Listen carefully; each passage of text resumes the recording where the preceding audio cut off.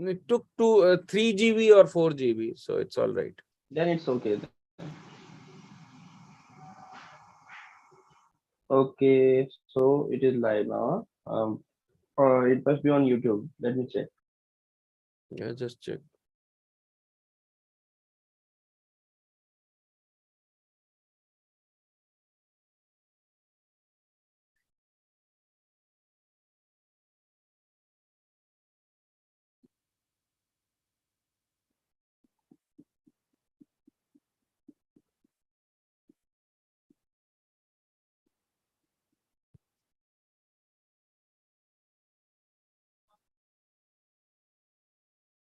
Vipanchika, can you hear me? I think there is some issue with her internet because she's still it's the sign is coming that she's connecting to audio.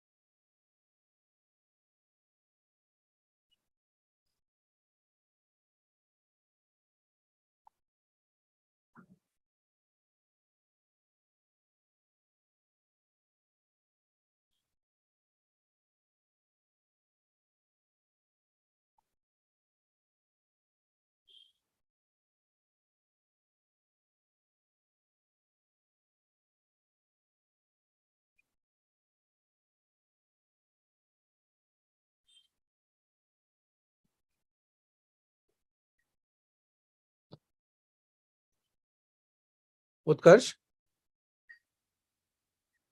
Utkarsh, am I audible? Utkarsh? अरे यार. Oh, Utkarsh is here. Okay. Utkarsh, am I audible? Okay, make me co-host again. Can you please make me co-host again? Yeah, why do you go? Because it left. I could not help it. I just checked the user and it already got logged out. I don't know. Okay, all right. Okay. So you are the co-host. Okay. Okay. So please make people enter the meeting and everything till 1 o'clock. It is the responsibility of yours. Okay. Okay. Okay. I talked to Vipanchika just 5 minutes before, and she had told me all of these things. Okay. Yeah, but why is she not able to join? I think she hasn't joined the audio. Should I call her or what? No, I'll call her. Wait. Okay.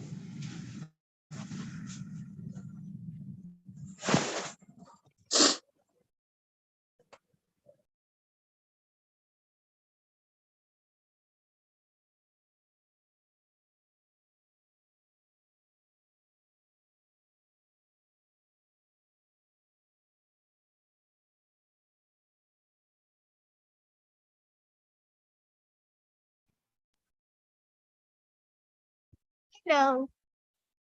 Hello. Can you hear me? Hello. Yes, I can hear you. Vipanchika, can you hear me? Yeah, I can. You can hear me, no? Yeah. Ah, So okay. it is live streaming right now. There are Oh. some people in the chair and others associate coordinators are in the waiting room. What should we do? Should we admit them right now or should we wait? We'll admit them at 9:25. Okay. So it is your responsibility now. I ठीक made you the co-host. Just check the waiting room and do whatever is needed accordingly. Yeah, at 9:30 or so, like you will be there, no? Somehow, मतलब to Yeah, record I'll and हाँ, no, ठीक I'll be around. है. Okay. ठीक है? Yes. Okay.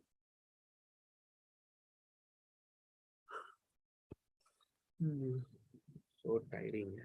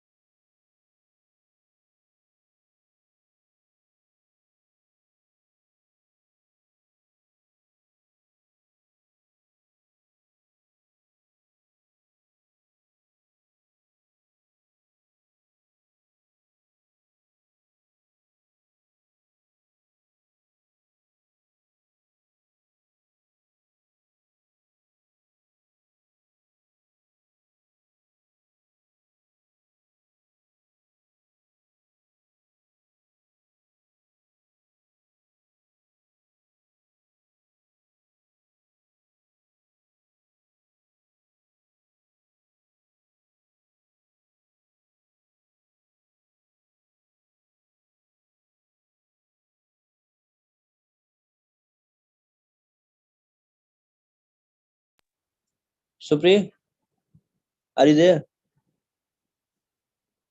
Hello. Yeah, I'm here.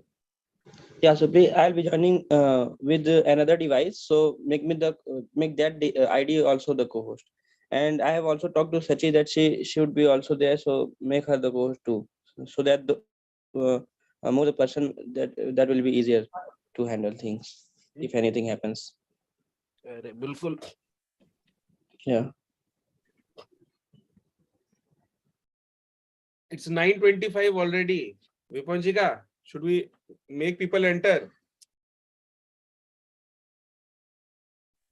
Yes, 1 second, I'm doing it.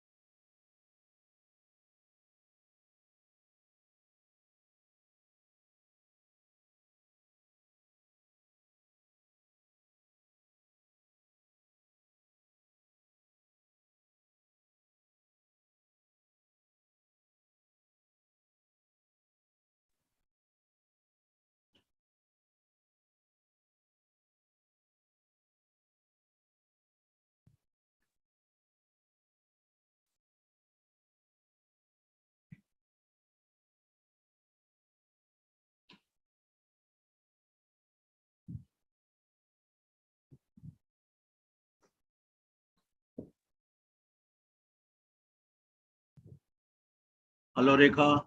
Hello. Good morning. Good morning, sir. Good morning. How are you? I'm fine.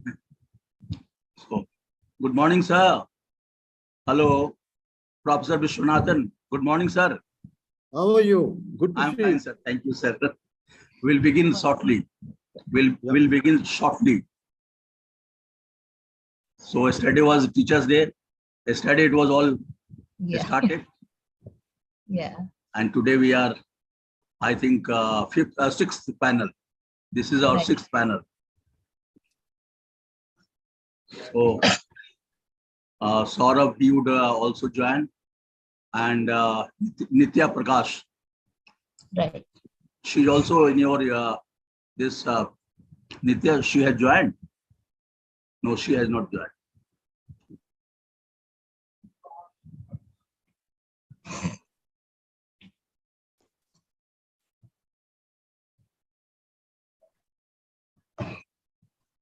Nithya, she's also in Jindal teaching psychology. All right.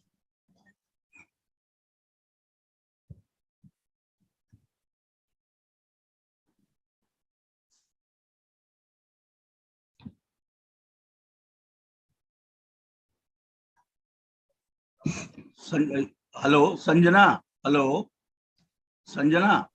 Yes, sir. Acha, you are here. I just wanted to say good morning. Good morning, sir. So, Good when morning to should we? everyone. Hello, Ah. Sanjana. Hi. Hello, Professor Vishwanathan.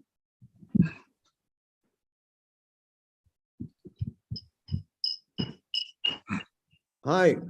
Hi, sir. Hello, sir. Hi. Hi, Sanjana. Good to see you in at least virtual person. I know. Yes. Since we are talking about subjectivity, so this is another kind of subjectivity. And we have to depend upon it. Yeah. Times like these. Acha, how many minutes to each speaker? Each speaker, I think, 15 to 20 minutes. Okay, perfect. 15 minutes. 15 Yeah, to but 20 minutes. You have to yeah, conclude please. before 20 minutes, you know. It's a, if you conclude in 18 minutes, then it's all right.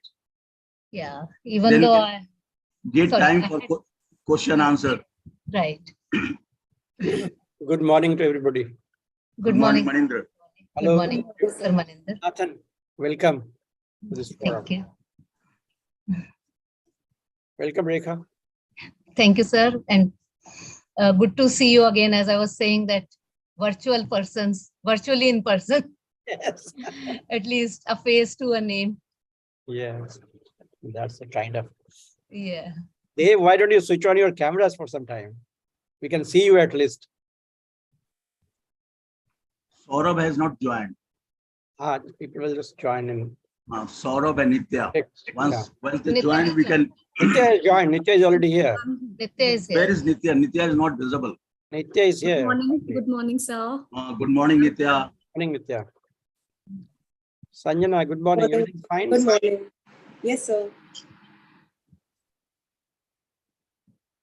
We had an interesting session yesterday. The last session was a panel discussion and kind of round table. And we were talking about ecology, feminism.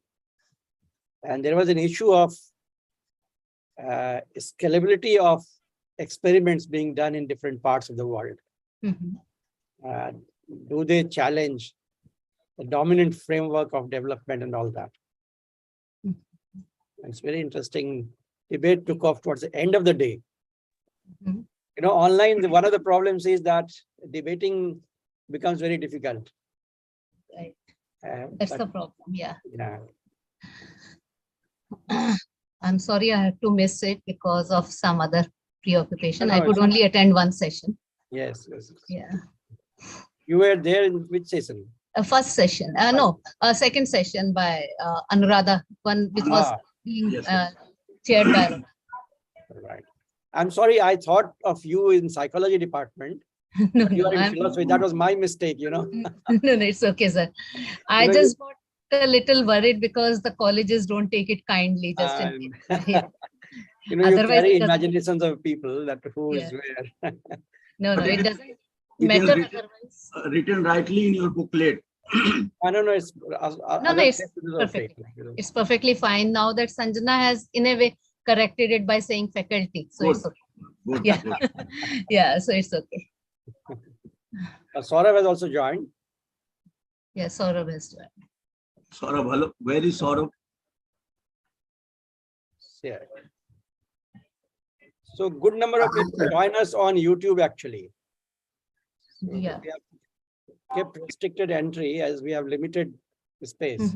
Large number of them join on YouTube. There's a streaming, live streaming on YouTube. Yeah. And apparently at the moment, Zoom is the only platform which is allowing that kind of recording. Yes. Yeah. I know this is also purchased. Google Meet Okay. earlier provided free. Right. Now it's not providing free. Yeah. Not providing free. So this is, but this Zoom has a limitation of 100. 100 people, right? Can't have more than that. Yeah. But other platforms like WebEx, which allows more than 300 or 400 people, it doesn't allow recording. Recording, right. Right. That's a big problem. And not also streaming, I guess. No streaming, no. No Streaming is possible only in Zoom. Zoom, yeah. Should we begin? Yes, we should begin. Sanjana, please. Yeah, I'll start. So A very warm welcome to the 9th edition of Creative Theory Colloquium 2022, organized by Creative Theory Association in collaboration with International Herbert Marcuse Society, Raza Foundation, and India International Center. The colloquium kickstarted yesterday with discussion on various themes such as thinking transformative politics, cinema, contemporary churning, and future of universities, among others. Today, we enter the second day of the colloquium, gathered here for the very first panel discussion of the day. I'll repeat it again just for recording's sake. So we enter the second day of the colloquium, gathered here for the very first panel discussion of the day on self, subjectivity, technology, and power. Organized by Creative Theory Association, as I mentioned, and it has been coordinated by Professor G.N. Trivedi. Professor Gajendranath Trivedi is a professor at Motilal Nehru College, and he has authored 3 books: Politics of Social Change, A Field View from Bihar, Post-Mao Modernization to Tiananmen Square, Agriculture and Political Change in China, and Modern Political Philosophy, Contested Terrain of the Political. He has also presented papers at various seminars in India and abroad in universities, including Cornelius University in Budapest, ISA Annual Conference in New Orleans, and in George Mason University, Virginia. His research interests include the study of social political change, political theory, Indian democracy, and the people's struggle. I invite the coordinator now to give the opening remarks. Well, since there is a limited time, so I would just reiterate what I have written in concept note. So is it okay? Right. Good morning to everybody, and welcome to this panel 6. As Sanjana has already told you, the session is self-subjectivity, technology, and power. Human thinking simultaneously undermines and enhances its potentiality in the wake of contending, obfuscating, and mixed views discursively drawn from multiple sources. Such an inherent trait of being urgently warrants a complex understanding that refuses to anchor on linear explanation. It does not mean that all philosophical premises are redundant in the presence of mesmerizing technological spectacle. Instead, what needs to be acknowledged is that we have reached a stage in human history where Freudian nature of technology fundamentally deconstructs the meaning of self, which we all have historically derived and are still not in a position to completely shun. Such kind of mismatch between the human perception of self and an unfettered surge of technology in giving rise to a sort of capitalism that seems quite unfamiliar to the discerning mind. It deliberately postulates a situation where a distinct whirlpool is created that defies all kinds of ideas, ideologies, thereby setting a limit on human thinking. In other words, one is completely robbed of one's thinking capacity. Precisely this is why the meanings conveyed by the conceptual words authoritarianism, capitalism, and even democracy are no longer conveying the same meaning they were earlier used to. It means that when people are deceived by the promises of delivery made by these conceptual words, what they find in practice is nothing but a deep sense of betrayal. Here, it is important to understand that this feeling of dejection was well understood by the contemporary corporate world. They wanted to promptly cash in the feeling of people's pessimism. People, on the other hand, were already in a menacing mood to take revenge on those who supposedly betrayed them. In a way, it is a return of the repressed. The spell of repress is still not over. And in the meanwhile, taking a clue from such an enduring disenchantment, the technology-driven corporate world has radically restructured a new world which is seemingly impervious to all kinds of criticality and plausible explanation to the persisting situation. What is the way out? How to liberate people from this deadly impasse? The possible way out is to create a series of new conceptual words that could pierce the invincible world of the corporate conglomerates and expose the unholy alliance between them and the state. This demands a fundamental alteration in the understanding of self and perception surrounding the everyday changing world. Sheldon Olin audaciously characterized American democracy as inverted totalitarianism, foregrounding the level of perversion democracy is subjected to in a country which pretends to be the savior of democracy. Sorry. To reclaim the critical space, the argument goes, it is important to move the needle of suspicion not only toward the outside, but also toward the inside. This will enable us to decipher the meaning of complexity embodied in the self and the time in which we all live. This will depend on how effectively we launch a critical expose to the existing paradigm that impedes the growth of its resilient counter-narrative. What I propose is that we must include in our concept note a critical understanding of self in a relation to not only outside power, state and societal, but inside also. In other words, what are the factors that form subjectivity of the self that displays both belligerence and complicity to the evolving institutions, the outside world? This is the short concept note, and around this that session was conceived. And I think now Sanjana will take the session further. Thank you, sir.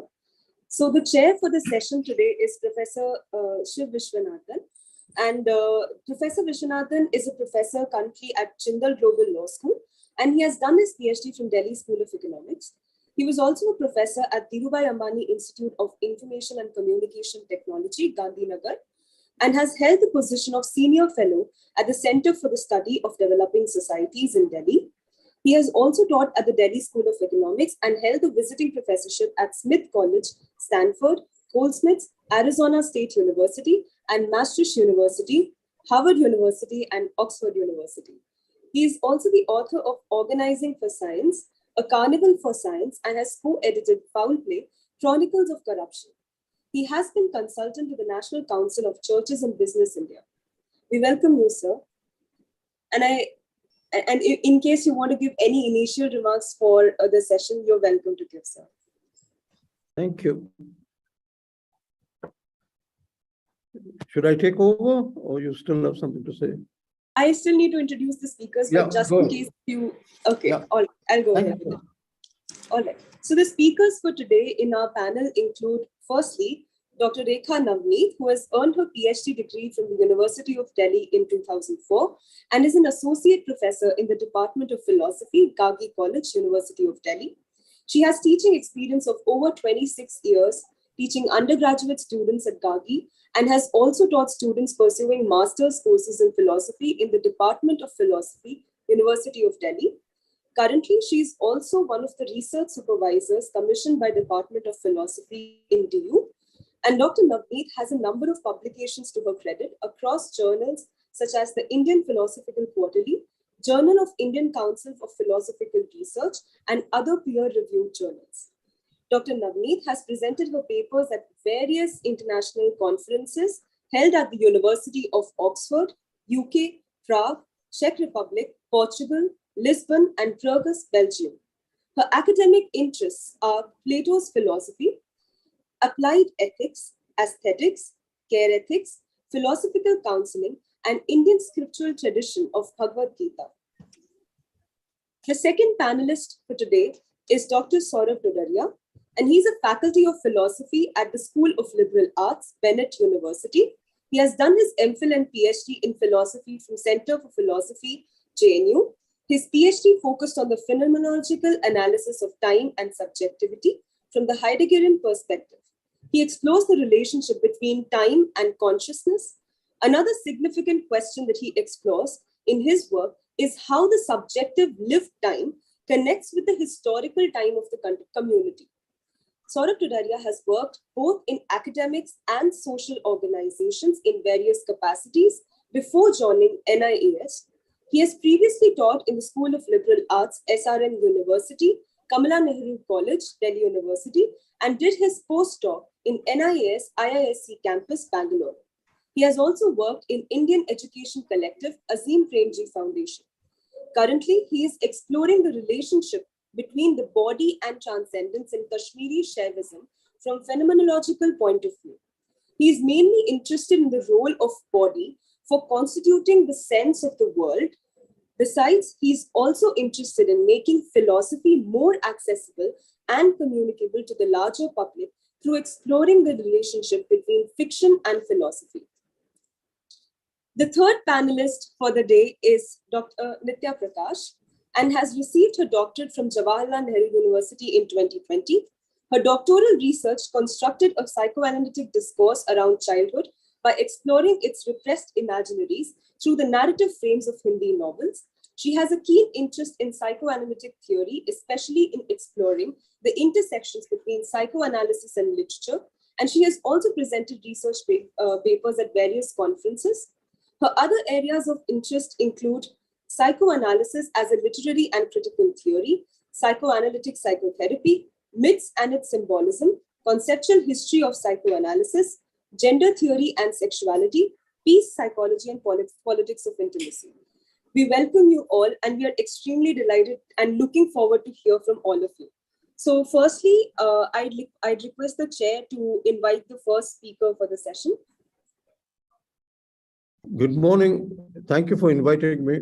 It's glad to be back in a nostalgic sense. I won't stand between the speakers and the audience. So we'll have the first speaker,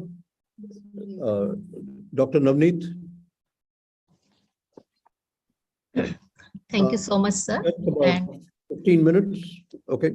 right, I'll try to do it within 20 minutes if feasible, if allowed. So good morning again. And as we were just discussing before everybody else joined in, that how we are talking, how we are meeting each other in person but virtually, and that is where the subjectivity comes in to my mind immediately. That what are we looking at? Are we looking at each other as subjects, or are we looking at each other as an object and a subject? And it does become difficult for me in a way that to make a dialogue with something which is an object, which is a virtual thing between you and me, but nevertheless, I'll try. I had actually planned a very, very long paper, but then since Sanjana asked us to constrict the time, so I'll try to just speak about what I had written in the long paper. So what I had done is that, first of all, I had looked at the problem which we are facing in today's day and time, and we have always been facing, that there has been something sort of what Professor Trivedi just pointed out, something sort of an external thing with us. So that externality of, we call it technology, we call it things, we call it object, whatever it is, there is always an interrelation. So how have these interrelations been viewed in some philosophies? So my paper has been, in a way, a sort of a review, a summary review of some of the thinkers who have approached technology and human subjectivity and try to relate them, try to look at the dialectics, try to look at the suggestions, try to look at the dread or anguish that is being caused because of a threat to human subjectivity, if we can say so. So first of all, and as we all know that most of the philosophies that have approached this in the early part of 20th century or late part of 19th century starts with phenomenology, and thereafter with existentialism, and thereafter by post-structuralism, etc. So Sartre, for instance, and Heidegger, for instance, they try to talk about the lived tradition, using the lived experience, using the concept of context, situation, facticity, etc., bringing that to a deliberative discussion, etc. So in Sartre, for instance, we have a couple of concepts. One is approaching subject. Are we free to choose? He says, yes, we are free to choose, but then we are condemned to be free, for the simple reason that this freedom, in the ontological sense, it's there. But then what happens is that it has the possibility of being, of getting into an illusion of egoism. And therefore he talks of ego transcendence via bringing in the concept of ansua and forsua, where he talks about consciousness in itself and consciousness for itself, bringing in the concept of intersubjectivity and humanism, bringing in the concept of authentic living, where he says human subject in that sense is always a project in the making, and it has always the possibility of falling into the bad faith or leading an inauthentic life. It always has the possibility of othering the other, which includes human selves as well as other things. In his later philosophy, I mean, this is this is from Existentialism is Humanism and Being and Nothingness. But in his later philosophy, that is in Critique of Dialectical Reason, he has tried to talk about, in a way, social, cultural, if I can use that word, temporal, historical milieu. All right, and where he says that human subjects have both a dialectical relationship as well as an interrelative relationship with this social technical milieu, where there is always a possibility of humans both taking a leap of faith as well as of encountering this facticity of history, and yet able to transcend it. And while transcending it, it is to be done with responsibility of owning up, but most of the times there is failure. There is therefore an anguish, because most of the times we do not interrelate in a pure subjective manner. We definitely interface it with the objectivity. We objectify, we other the other.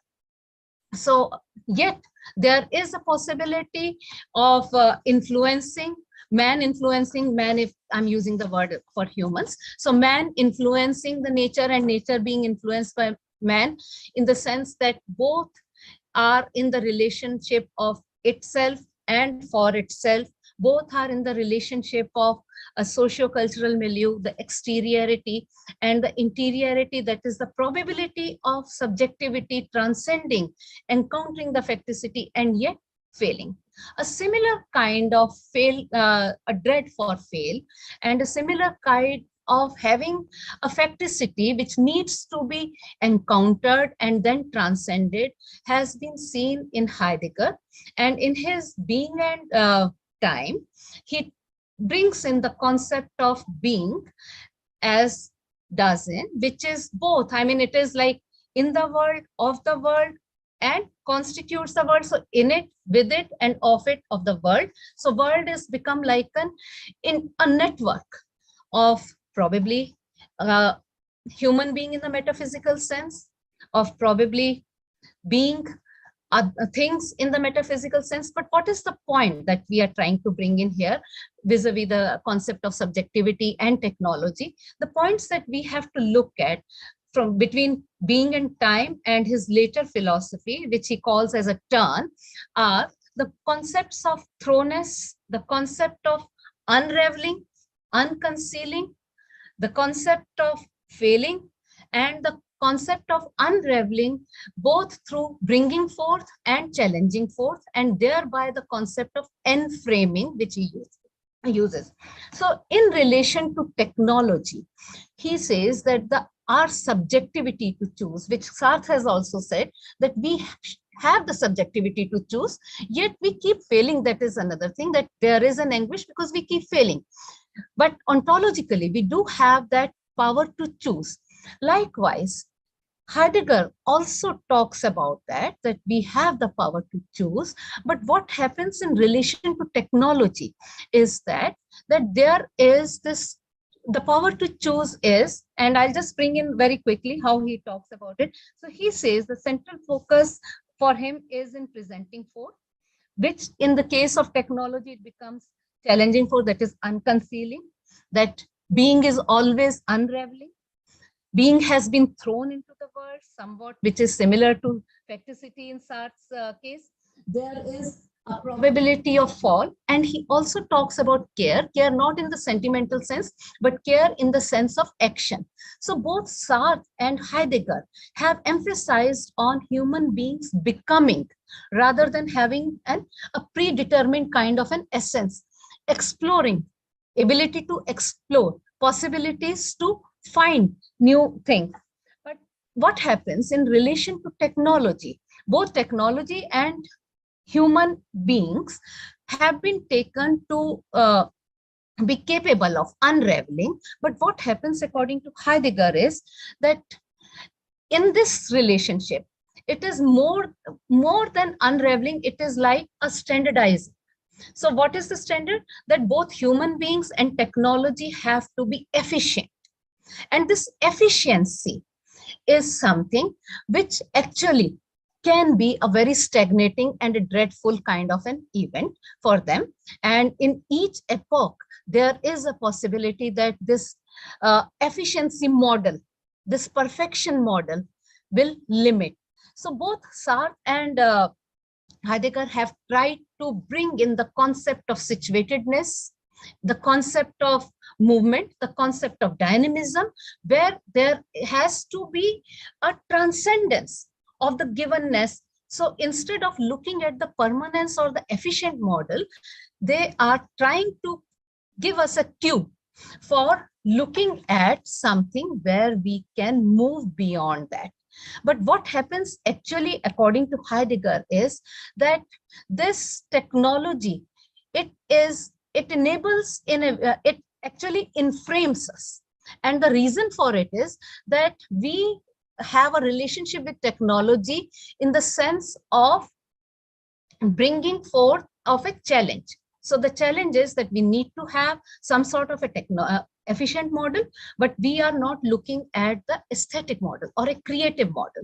So that creative model will come forth, which was the essence, which actually Parmenides had brought out in his concept of aletheia. So that in a way gets missing, according to Heidegger, in relationship with technology. So if that can be brought forth, there might be a reason, or there might be a chance for human beings not to, or the beings not to be stagnated or being inframed. So it is as if they have been destined to fit in a efficiency model. And we need to look beyond that, but we can look beyond that when we realize the danger of it. So the major danger of relationship with technology is that it can have that instrumental value of overpowering us and subverting the being. All right. Now, this danger of being subverted by technology in an efficiency model has, in my understanding, has been brought forth in a way of a suggestion by Herbert Marcuse in various works, especially in the aesthetic dimension, the last work, and in his essay on liberation, that concept of new sensibility, or the concept of criticality, the critical theory, where he says that radical qualities of art, its indictment of the established reality, and its invocation of the beautiful things of liberation are grounded precisely in the dimension where art transcends its societal determination and emancipates itself from the given universe of discourse and behavior by preserving its overwhelming presence. So what Marcuse was suggesting was that he was talking about the rational domination, and he equated this domination of rationality with capitalist domination, so much so that he even used technological domination parallelly. And he said that just like philosophy of rationality dominates, likewise philosophy, the technology dominates. So he says that technological rationality is as dominating, and it brings forth some sort of a market domination, because one has to cater to the market demands. What Marcuse was looking at was that what has rationality done in that sense, that abstract rationality or universal rationality. What he was looking at was that this has created a sort of an alienation for individuals' sense of happiness. So even if we don't agree with Marcuse, even if there are so many critiques, there is so much of criticism against Marcuse, but then he was trying to suggest a position where the context, where the individual happiness, where the individual progress can be looked at in a way which is innovative, which challenges the established order. So was he a Marxist? Yes, to start with. Even Sartre was a Marxist to start with, but he had his difference of opinion from Marx, while he said that historicity is not to predetermine the givenness of the society, and you can move beyond it. So historicity should not prophesize the future. Likewise, Marcuse has taken a different stand from that Marxist theory, where he says that it is not the proletariat revolution which will bring about the change, but rather a sense of aesthetics, rather a sense of art, which will bring about the change. Because for him, the new sensibility, which he calls as the new sensibility, is something where he says that the art has that ability which can bring about change in the attitude. So in Marcuse, we also see a sort of a shift towards a metaphysical sense, because he talks about liberated consciousness. So this liberated consciousness, according to him, has the possibility of bringing in the revolution without taking recourse to the proletariat sense of revolution. So he says that this liberated consciousness, in a way, can bring in the change. And by how? Because there is a space given to the faculty of imagination. There is a space given to the faculty of creativity. So according to him, the liberated consciousness, which is a sort of a metaphysical view in my understanding, because liberated consciousness through imagination would promote the development of science and technology, free to discover and realize the possibilities of things and men in protection and gratification of life, because he was seeking that against some market forces, playing with the potential of form and matter for the attainment of this goal, that is the goal of human happiness. Technique, he's talking technology and technique almost simultaneously, which has been the case in the Greek philosophy. Technique would then tend to become art, and art would tend to form reality. The opposition between imagination and reason, higher and lower faculties, poetic and scientific thought would be invalidated. Emergence of a new reality principle under which a new sensibility and a desublimated scientific intelligence would combine the creation of an aesthetic ethos. So I am not going into more details of it, but what Marcuse was trying to say was that there is a possibility of new technology which can be in an amicable relationship with nature and human subjectivity. And as we all know that Habermas did critique him, while critiquing him, did say that Marcuse has talked about the fraternity with nature, even though he criticized him. So in all of these, in all the three thinkers whom I combine in a way with the phenomenological philosophies and existential philosophies, the point is that for all of them, it is the important point is that if we can contextualize them in today's world, what we can see is that if we, for example, if we contextualize Heidegger, we can say that we are being enslaved by technology in the sense of algorithms. Like, look at us presently, we are talking to each other, not in physical person of subjectivity, but through virtual reality, through algorithms.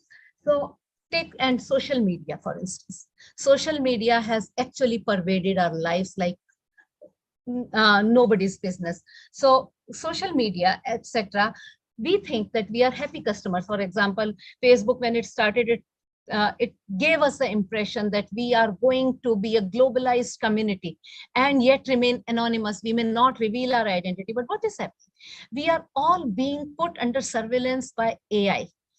The phones listen to us. It is like George Orwell's Big Brother is watching us. Everything is being watched. The recording, even if we had not recorded, this would have been in a digital or an electronic trail. So we are being looked at with this, and there is this threat which probably Heidegger was talking about, that we will become enslaved by it. So in that sense, I'm trying to contextualize Heidegger in my paper. Then Sartre talked about not trying to otherize the other. So what, and likewise, Marcuse in his philosophy, he has tried to bring in the concept of happiness and some sort of a creative aesthetic ethos.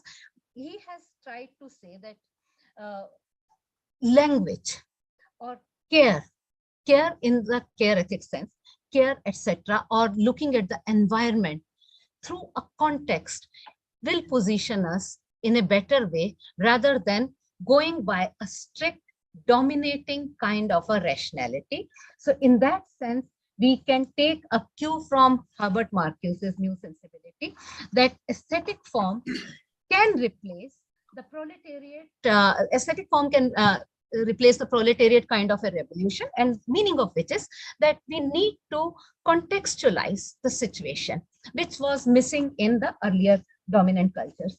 Now, besides them, we have philosophers like Wittgenstein, and we have care ethicists, and we have Gandhi, who have also looked at these concepts of subjectivity and machinery. So Gandhi, very briefly, we all know Gandhi did talk about critique of modernity, especially in his Hind Swaraj.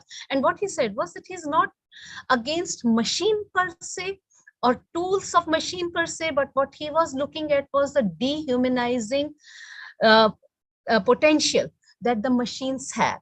And this dehumanizing potential, even Marcuse talked about in his technology, where he said that the problem with the given set of technology is that it can destabilize human beings. Likewise, Gandhi has, in a way, looked at dehumanizing potential of machinery, and that was his reason to critique against the machines. And his insistence on handicrafts can also be looked at in today's context. We can say that he was also trying to suggest a creative and an aesthetic way to interact with the others or with the things in life.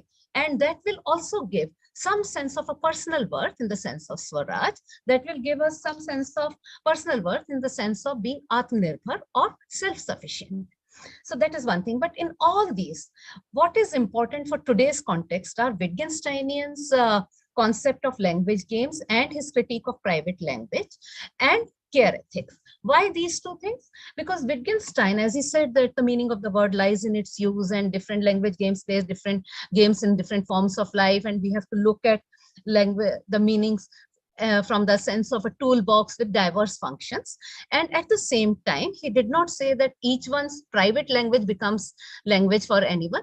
He did bring in critique of private language, and he said that we need to have an agreeability of the meaning of the word. Now, how is this relevant for today's seminar or today's presentation or in the today's context? It is relevant because we are amidst the culture, the cancel culture of whoever doesn't agree with us. We are in the midst of a culture where diversity, rather than being appreciated, is looked down upon, where inclusivity is just a notional thing. And if we can use Wittgensteinian idiom of critique of private language and the meaning of the word lies in use, and also different forms of life, we can definitely contextualize, or we can talk about the language idiom of today, which includes, which respects the diversity, which is not which just does not talk about a universal culture or a monolithic culture, but which talks about multicultural identities of certain things. So in that sense, we can definitely bring in, or we can take cues from Wittgensteinian methodology.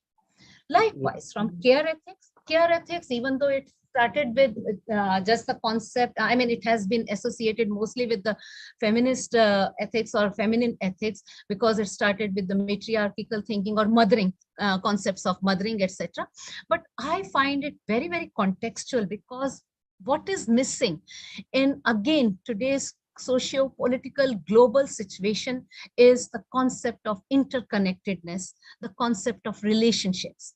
And those concepts have been the focus of care ethics, where we are where be it Sarah Reddick, be it Fiona Robinson, be it John Torrento, or be it anyone, they have all talked about situating or contextualizing the aspects, the political situation, the human situation, the human reality. Take the context, focus on the context, try to focus on the relationships, and don't look for a universal abstract rationality, but we can definitely work with a grammar which talks about contextualizing, which talks about global cooperation, which talks about collaboration, which talks about creativity, which talks about innovation, and thereby sharing knowledge in today's day and time. Since technology of worldwide media is available to us, worldwide technology is available to us. So why can't we have that shared knowledge, which does not try to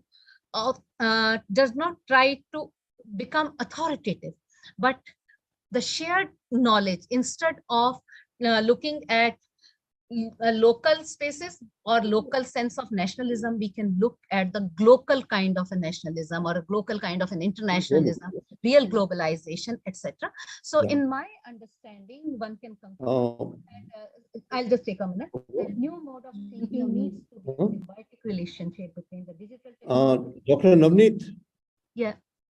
I think you'll have to wrap up. Sorry. I'm just wrapping up. I'm just wrapping up. Passionate stage, so I don't want to interrupt. No, I'll just take half a minute.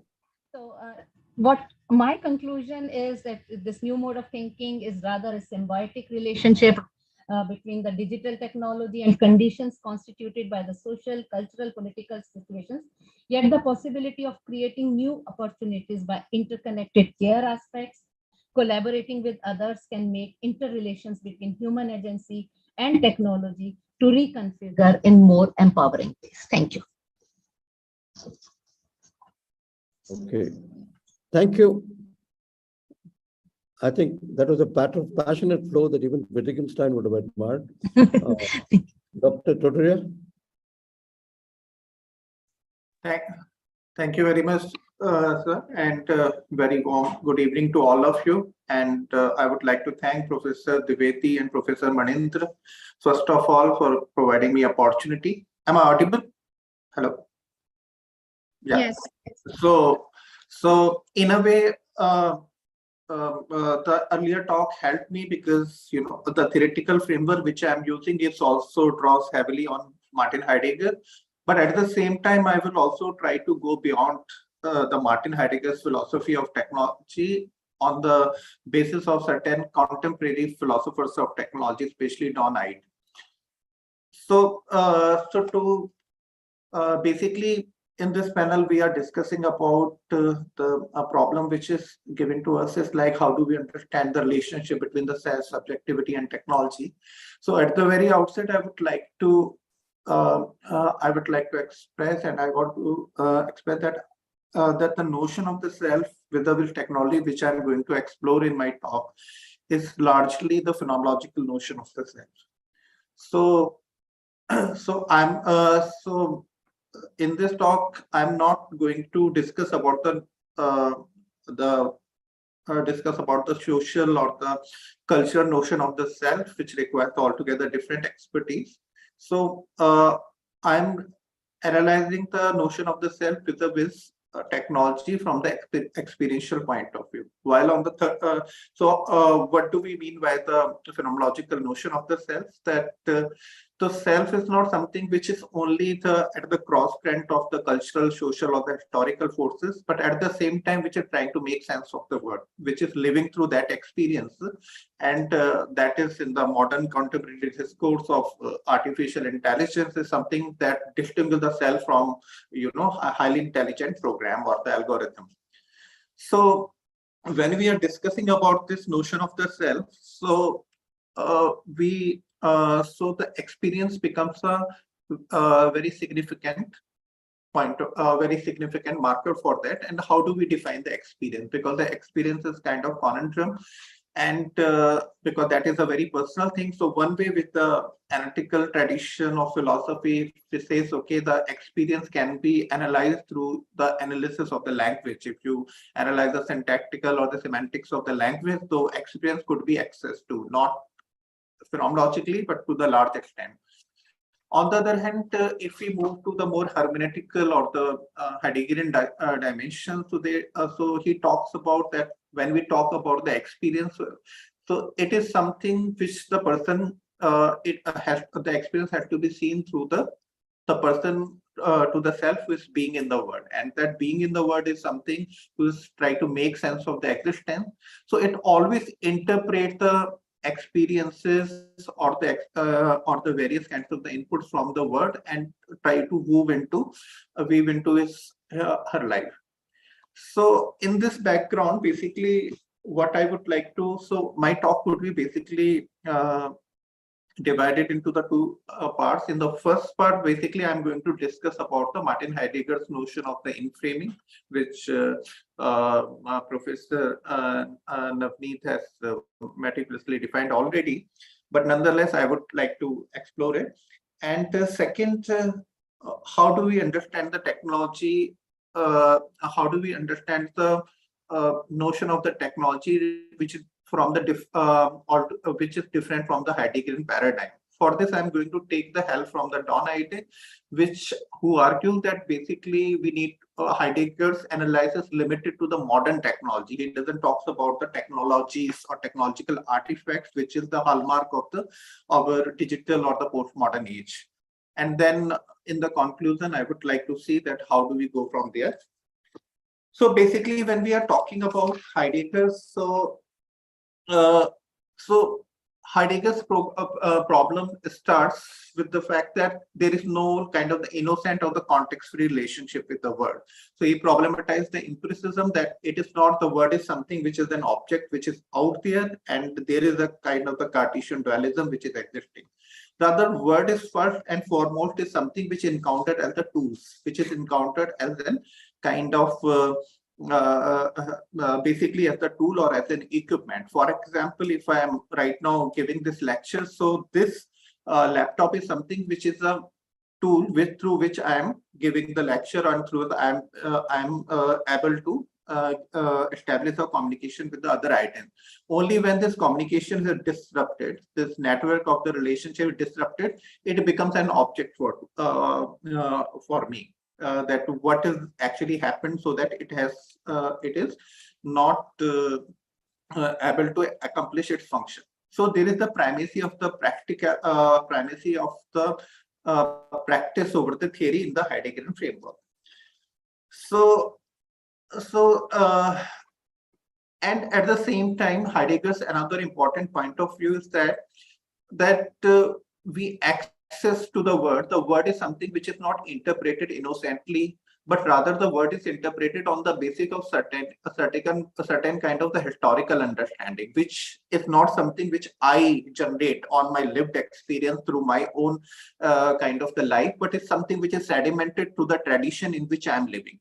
So this tradition, which is sedimented into myself and my own experiences, they together provide a kind of a leeway through which I analyze the world. And this Heidegger called as the epochs of the being. So there are the various epochs of the being. And Heidegger says that, interestingly, this we are living in this epoch, which is called as the technology. And he says the interesting thing is that we are not understanding the meaning of the technology. And he, like in his seminal essay, The Question Concerning Technology, he starts with this question that the essence of the technology is not technological. So what does he mean by that? He says that that right now our understanding of the technology is something that we understand, okay, technology is kind of the means to end kind of the relationship. It is something like it enables us to do something. For example, cell phone is something, the instrument through which I am able to call some person, or car is something through which I am able to drive. He says that is certain kind of the anthropological understanding of technology. Why is it the anthropological understanding of technology? Because it is something which is interpreting the essence of the technology on the basis of the humans. So he says we require the altogether different understanding of the technology. So this Heidegger says that the way to understand the technology is something through the notion of the inframing. And what is the notion of the inframing, which is very interesting in Heidegger? That inframing is something like we are not able to see or perceive anything unless we have frame to it. Frame is something which delimits the boundaries and the kind of the picture or any kind of scene that stands out. Similarly, technology is a kind of the framework which allows us to perceive the things in a certain way. And Heidegger says the interesting framework with the technology is that which is based on the calculation. He says, and that is why there is so many, there is a comparison between Gandhi, Heidegger, and other kind of the philosophers, that what he says basically that earlier, that in this age, what is actually happening, that technology is something the technological mindset in what it is doing, that we see everything as a kind in the terms of the calculation. Everything has become the resort for the calculation. So so that is something like in the Facebook, how many likes it has said, how many the people has, so everything can be quantified, measured, and can be shown. So this is something which is at the essence of the technology. Now, what is the danger in the technology? He says, unlike the earlier time where the people used to relate to the nature through the various kind of the means, through the poetry, through kind of the different, through the culture and through others, the other kind of the outlets. But now there is everything is dominant and dependent on the technology. So there can be, he says, there is a forgetting of the being can happen. So we can forget the being, our relationship with the being, and this forgetfulness lead to the alienation of the man. So that is the picture Heidegger draws through the notion of the inframing.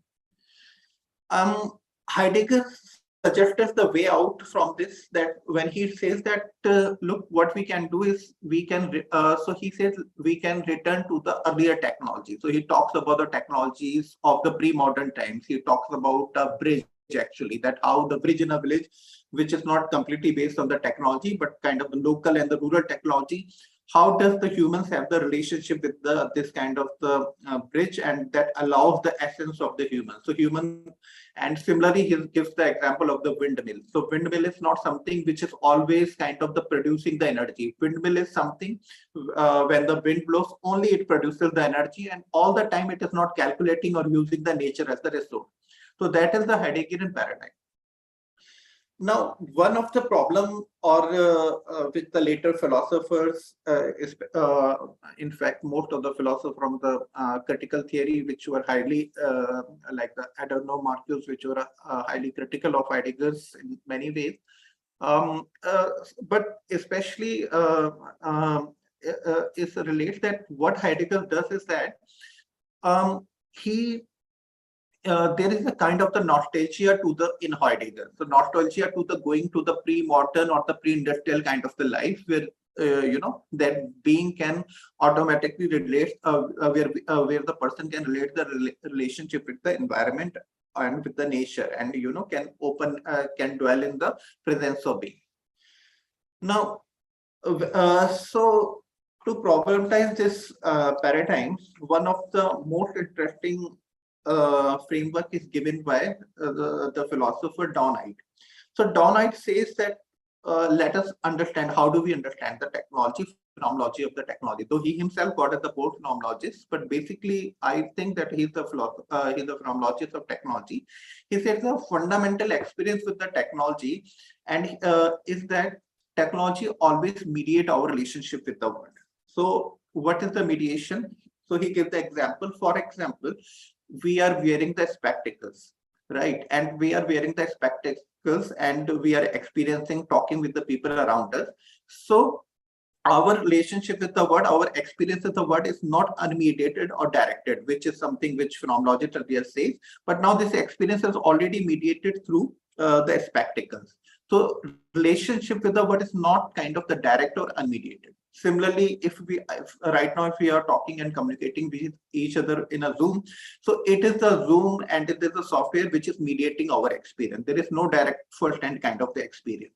So this mediation is something, he says, which is the very essence of the technology. And what he interestingly suggests, that this mediation is if we define the technology on the nation of the mediation, then we find the human is already from the very that human was already dislodged into the terrain of the technology from the very early. So even a villager who is using the stick to walk onto the ground, he's also using the technology, because his relationship with the world is not something which is unmediated, innocent.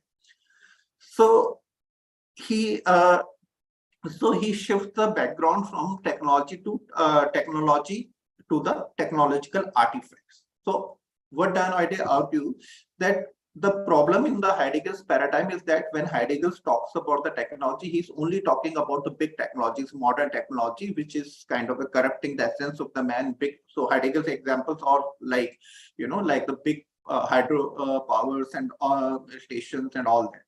But right now in this digital age, we are communicating each other with the Zoom, we are communicating each other with Facebook and WhatsApp and so many, which are enabling the relationship with each other. So we cannot so this is the paradigm which Heidegger had not taken into the account. So this Donite says that we need to understand through the technological we have to shift our understanding of the technology to technological artifacts. So this technological, so what does it actually basically do? This understanding, one, is that we understand that technology is something which is very embodied, because even we are using the spectacle, cell phone, these become the extension of our body. And they become such an extension of our body that they get into the background and they enables or enhances our relationship with the world. So there can be no nostalgia to this pre-industrial, pre-modern kind of the world where we don't have the access to the technology in the Heideggerian sense and directly can have an innocent relationship with the world. And so I'm concluding, so basically what do we derive from that? So basically the two conclusions. First, that in a way that the post-phenomenology of the technology established the materiality of the technology. That technology is something which, in the philosophically, once we establish the philosophy of the technology, establish the materiality back into the picture and not into the, so that philosophy doesn't lapse into the idealism. Second important part of the technology, which I think the most significant and the political, that it shows that how that there is no return to the this kind of constructed notion of the self, which is like which is autonomous, free, and which is uncontaminated by the technology. Rather, this rather the postmodern, rather the post-phenomenological says that there is already the dislodging on the basis of the median. The dislodges the self is already dislodged to the era, to the terrain of the technology. So there is no return back. Now the question is that how do we understand? So the question that if we are already lost to the technology, and technology is something which has become the part of our life. So this makes these questions very significant, the question of the art and the question of the ethics. So this is something which I think that any contemporary understanding of the technology must take into account, that how once even we are mediated by the technology and technology has become our part life. So how does it answer the question of art, question of the normativity, and especially the question of the ethics? So with this, I conclude my discussion. Thank you very much. Thank you. Dr. Prakash? Yes, thank you so much. So I would like to share my screen. So kindly allow me that. Yeah, just a second.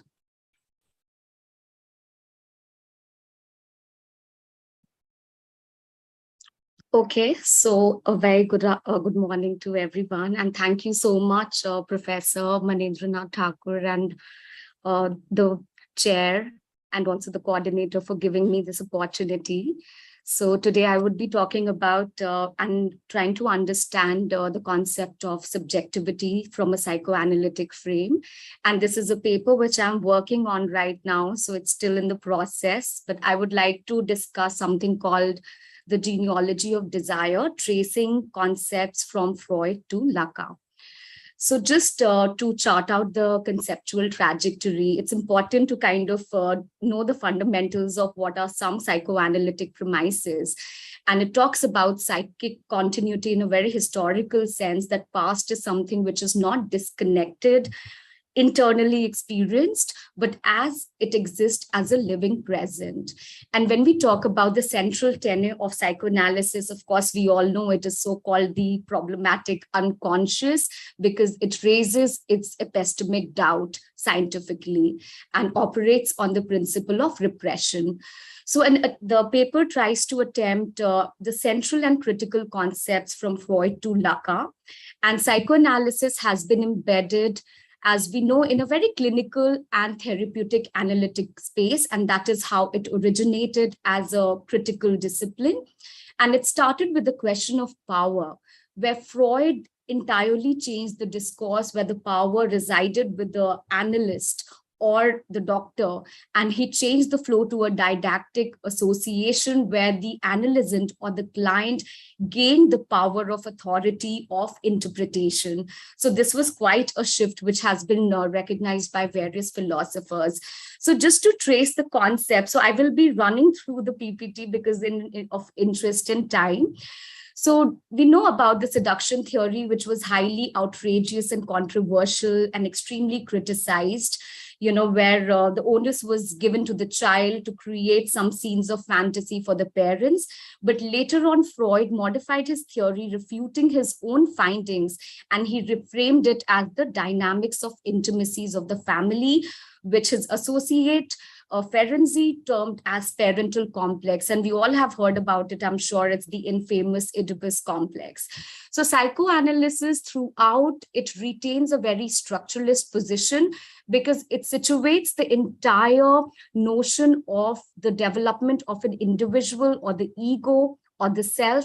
There was no concept of subject in the Freudian discourse. It remained extremely structuralist in the sense that it was either dyadic, but primarily it was triadic.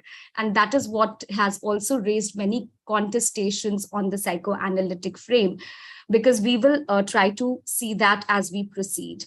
So Freudian proposition from the beginning, it has revolved around the idea of sexuality. Also to state there was no mention of desire in the entire Freudian discourse, except once where he talked about narcissism, where the self becomes the object of desire. So when we look at Freudian writings, starting from 1905, essays on theory of sexuality, the entire basis was that of on the instincts, on the drives. Of course, it started with the eros as an affirmation to life, but later on, Freud modified. Later, when I say it's in the 1930s, he modified his theory and he acknowledged the primacy of thanatos, that is the destructive impulse in the context of the Second World War. So when we talk about drive and instincts, of course, there's a sense of biological determinism, which is definitely very problematic. But the another concept which kind of governs the psychoanalytic discourse is that of fantasy. So fantasy for Freud is something which is very phylogenetically transmitted, which also is pre-verbal, which is something which is also pre-Oedipal. So he talks about primal fantasy. And the occurrence of fantasy brings out the structures of the unconscious psychic knowledge. And the fantasy for Freud was always linked to this unconscious wish. So just to kind of reconfirm that the discourse on desire was something which came later in the psychoanalytic paradigm. So in the three essays, Freud presents both a radical defense of sexuality and its diversity, and a plea for an enlarged conception of human potential for the pleasure, which included notions of perversion such as scopophilia, which is pleasure in looking, and also varied conceptions of sadism and masochism, of sexuality containing elements of aggressiveness. So in fact, he goes on to say that the thanatos, which is the pain, can also defy the pleasure. And that was all in the political context and the socio-cultural developments which were happening in Europe and elsewhere in the Western. So there were many ideas and central concepts which Freud had developed, like infantile sexuality, taboo of incest, which has a universal agency to it, Oedipal wishes, and agency of autoerotic body. So what I'm trying to suggest here is that Freudian discourse was extremely, individualistic in that sense. There is not so much of, there's a recognition of the other, but not in a very conceptual manner, not in an extremely institutional manner as well. So in his book, and I mean, the Freud and how the theory gets very political is because of the laws and the legitimization of the familial laws. So he talks about, in Totem and Taboo, his intention was to highlight a law against person. We all know about, incest law, which has, found its own privacy in various institutions, which is about marriage, which is about, family. And the meaning of taboo, if we understand whether on one hand it means sacred, but on the other hand, it means something which is uncanny, dangerous, and forbidden. And the law operates on the mechanisms of prohibitions and restrictions. And this is what he called as the horror of incest. And there were various creation of institutions and number of customs to regulate, which were enforced with even they were sanctioned by the religion. So again, when we try to understand the idea of self and subjectivity, the psychoanalytic body acquires a great significance because, there's a lot of focus on the body being a site of pleasure. And it's not something which is as similar as a biological body, because the body acquires a very autoerotic, function. And he borrowed this term from Havelock Ellis, and he talked about psychosexual stages, which are extremely familiar. So the concept of Freudian body undergoes a transformation, and its function is not the same as biological body. It becomes a landscape of pleasure, the libidinal, a site of a libidinal psychic energy with the dynamics of gratifications and deprivations. So now also in the Freudian discourse, what we find is the concept from the instincts and, which was more coming from a Darwinian position towards the realm of fantasy, which was through the contribution of the object relational field in psychoanalysis, where it said that humans are object-seeking beings, not pleasure-seeking beings. And fantasies are regarded as the primary content of unconscious. And in fact, they are the mental representations of the psyche. So they should not be seen as something which is externalized, but rather which should be regarded as something where the objects are internalized. So we talk about internal mother and the internal father, or the internal object. And Klein also talked about pre-verbal fantasies, which are memories in feelings. So now, of course, the whole psychoanalysis does, it retains its political function all throughout, because, Paul Ricoeur talks about the cultural diagnosis that, psychoanalysis has really contributed to through the repetition of painful and traumatic experiences and addictive character of the neurotic suffering, or also issues related to human aggressiveness. And definitely these domains of human psyche, Freud talked about psychic ambivalence, but they cannot be understood with regard to the pleasure principle. Accordingly, Freud modified his earlier emphasis upon sexual pleasure and enjoyment, and his theory of death drive entails a radical reinterpretation of the repressive character of modern culture. So I would just like to quote Paul Ricoeur, where he says the main renunciation culture demands of the individual is the renunciation not of the desire, but as such of the aggressiveness or all the forms of violation and aggression, right? So now here I would just like to trace a conceptual shift through Lacanian subjectivity. So of course it was a return to Freud, return to repressed, and what he recognizes, I think the most important aspect is he finds an epistemic ground for the unconscious through the mediation of language, that it is the linguistic dimension which makes unconscious accessible, right? So it is structured just like the language. So he takes a very linguistic position here. And in fact, what he also creates is the discourse of desire through the mediation of the other, which Freud had done, but it was not conceptualized. So I remember, I think in the beginning, somebody said that we need to create new concepts. So I think the thinkers have in academia, that is, a task of an intellectual to understand the reality and to develop a language which kind of captures, the critical reality. So the unconscious here acquires a dialectic of the other. And for Lacan, unconscious is nothing but the discourse of the other, and definitely the mother being the first other. Right. So, of course, not only mediated by the other, but then he also positions unconscious with the realm of the real. So real is not something which is about reality. Reality is an imaginary, an imagination. And for Lacan, it's something which is just screened by the symbolic, which is the language. So reality has a very limited function because it is fragmented. So in Lacanian discourse, the ego or the self is not the agent. In fact, what is the agent is the dialectic of the human subject in relation with the other. And it is also the desire of the other. So Lacan also, retains a structuralist position. The triad is definitely very much intact. But as we also progress in the psychoanalytic discourse, we know about the anti-Oedipus, where desire cannot be contained in any form of structure. In fact, it acquires a radical capacity to outdo or subvert any forms of structure. So, and the Foucault discourse, he talks about this proliferation or perverse implantation of sexual practices. So he criticizes, the repressive hypotheses, where he talks about in the modern realm, the postmodern realm does not operate on the law of repression, but what we see is a discursive explosion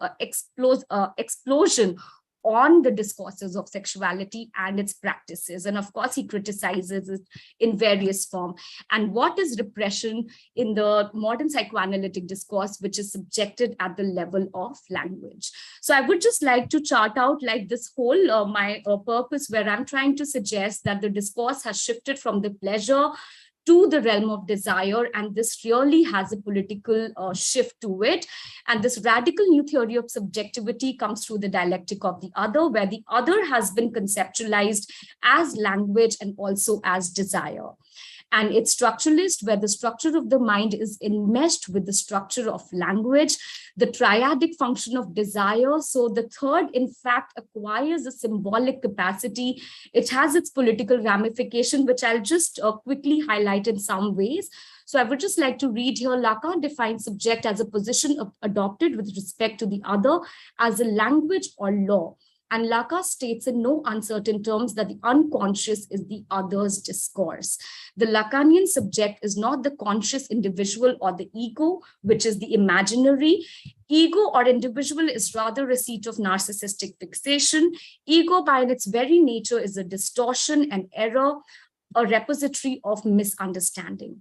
The subject is nothing but its very split. The split is between the real, imaginary, and the symbolic, where the symbolic always bars the real. So real, and to put it very simply, it's something which evades the language, which is not even represented by the language. So of course, there are various, forms of its representations through laws, whether it's the domain of pain or the domain of desire. In fact, what is subjectivity for Lacan is the speaking subject, the speech at the level of enunciation, which has to be understood through a signifying semiotics chain. So just to understand desire, there's a formula which he gave is the demand, which is an external imposition of the law, minus the need, which is the very Freudian instinct, is the desire. And this belongs to the domain of the real. So I would just like to conclude by highlighting some of the political implications of the notion of desire. So various feminists have identified the Oedipus, that how it is heteronormative. So it really kind of portrays a heteronormative structure of the desire, which in itself is highly problematic, which has been challenged. But then they say that we cannot we cannot discard the structure if we have to dismantle it. Of course, what we see is not a repression, but rather an eroticization of incest taboo. The mother as an object of fantasy for Freud, it was highlighted by the father, where the superego was the internalized authority. And the law of the father becomes central for Lacan, but also there's a shift towards the maternal realm as the object of fantasy. And this is something which I found through my PhD, is that what we see in the Indian imaginary, so-called the Hindi imaginary, is either the idealization of women or a denigration of women, which is a psychic splitting.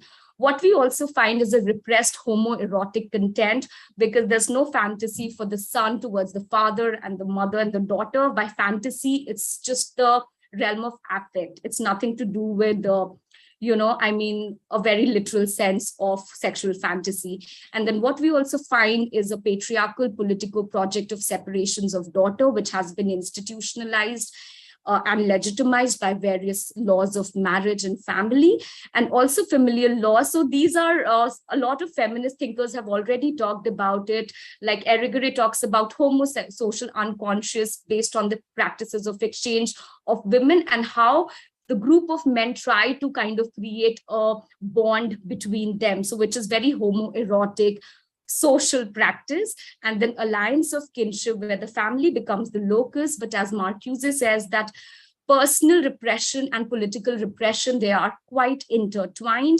enforcing the ideological control. And to end with, it's that how the desire in the postmodern reality has acquired all functions of capital. So what we see is the discourse of excess of desire, which we need to create, and we have to understand it through the discourse on language. So yeah, that's it from my end. Thank you. Thank you. Can we have about 5 minutes for questions? I'm quite sure there are quite a few.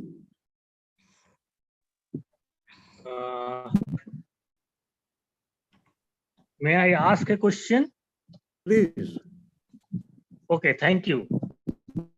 My question is to the first two speakers, and first one is to the first speaker.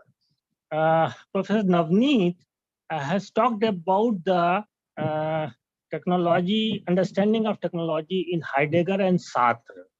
I think her presentation of later Sartre is somewhat a little confusing in the sense that Sartre is not trying to come out of alienation, exploitation by individual subjectivity only in the later period. He's talking about the collective action, the group in fusion. And I think that makes a lot of difference from the position of Heidegger and Sartre, because Heidegger's solution of going beyond technology is something of going back to poiesis, leaving out the two other Greek notions of phronesis and praxis. So in a way, Heideggerian notion is somewhat, you can say, utopian, and as Togadia has pointed out, it is something more nostalgic about the past. My second question is to Togadia, and I must congratulate him for giving us a very true and very clear exposition of Heidegger's views on and technology and its limitations also, and also bringing in Don Heide. I think the post-phenomenology has touched upon that part of technology discussion which was lacking before, that is the micro level, that is the phenomenological level of experiencing technology. Now the essence of technology has shifted. It is the mediation.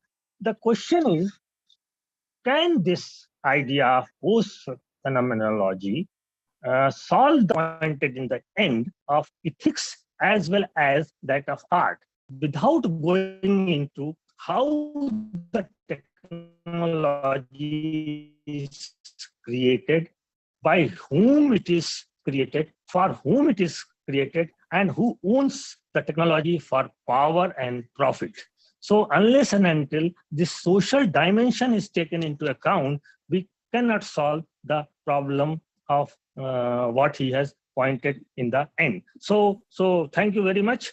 And this whole notion of uncontaminated self is not available, then who will, which part of the self will act for the reconstruction of technology? We cannot go back, we cannot be beyond technology, but which technology? Choice of technology is there.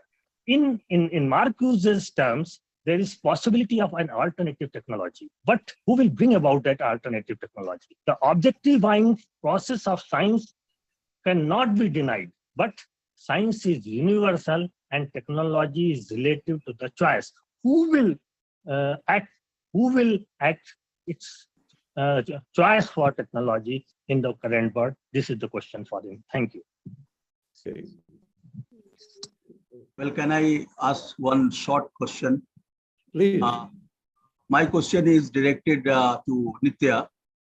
She talked about real. Laka, he has talked about real.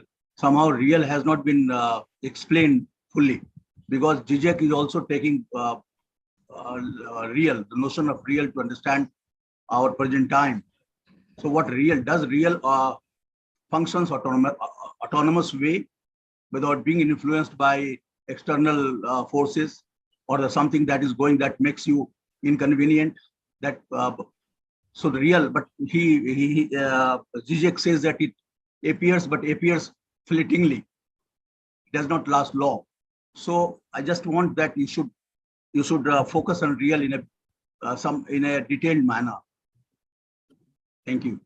Yes, sir. Thank you so much for that question. So definitely when, Lacan talks about the psychic registers, so he talks about in the form of, and it's not like he developed these concepts very linearly. Like, there was no linearity per se, because language definitely pertains to the domain, the registers of the symbolic, because language is primarily symbolic. And then imaginary wells, which is the whole realm of falsity or fragmentation of the self. Now, real, he distinguishes between the reality and the real. So for Lacan, the real is the domain, which is, he positions it structurally with not per se the idea of biological mother, but also he traces an ontological truth in the domain of the real, which what you said fleetingly, it has that radical potentiality to restructure the entire human subjectivity.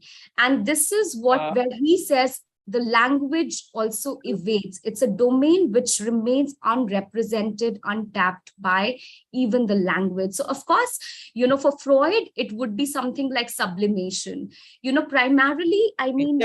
Sorry to intervene, Nithya. I think yes. discussion should be mediated by the chair. But he might like definitely. to take more questions, I guess.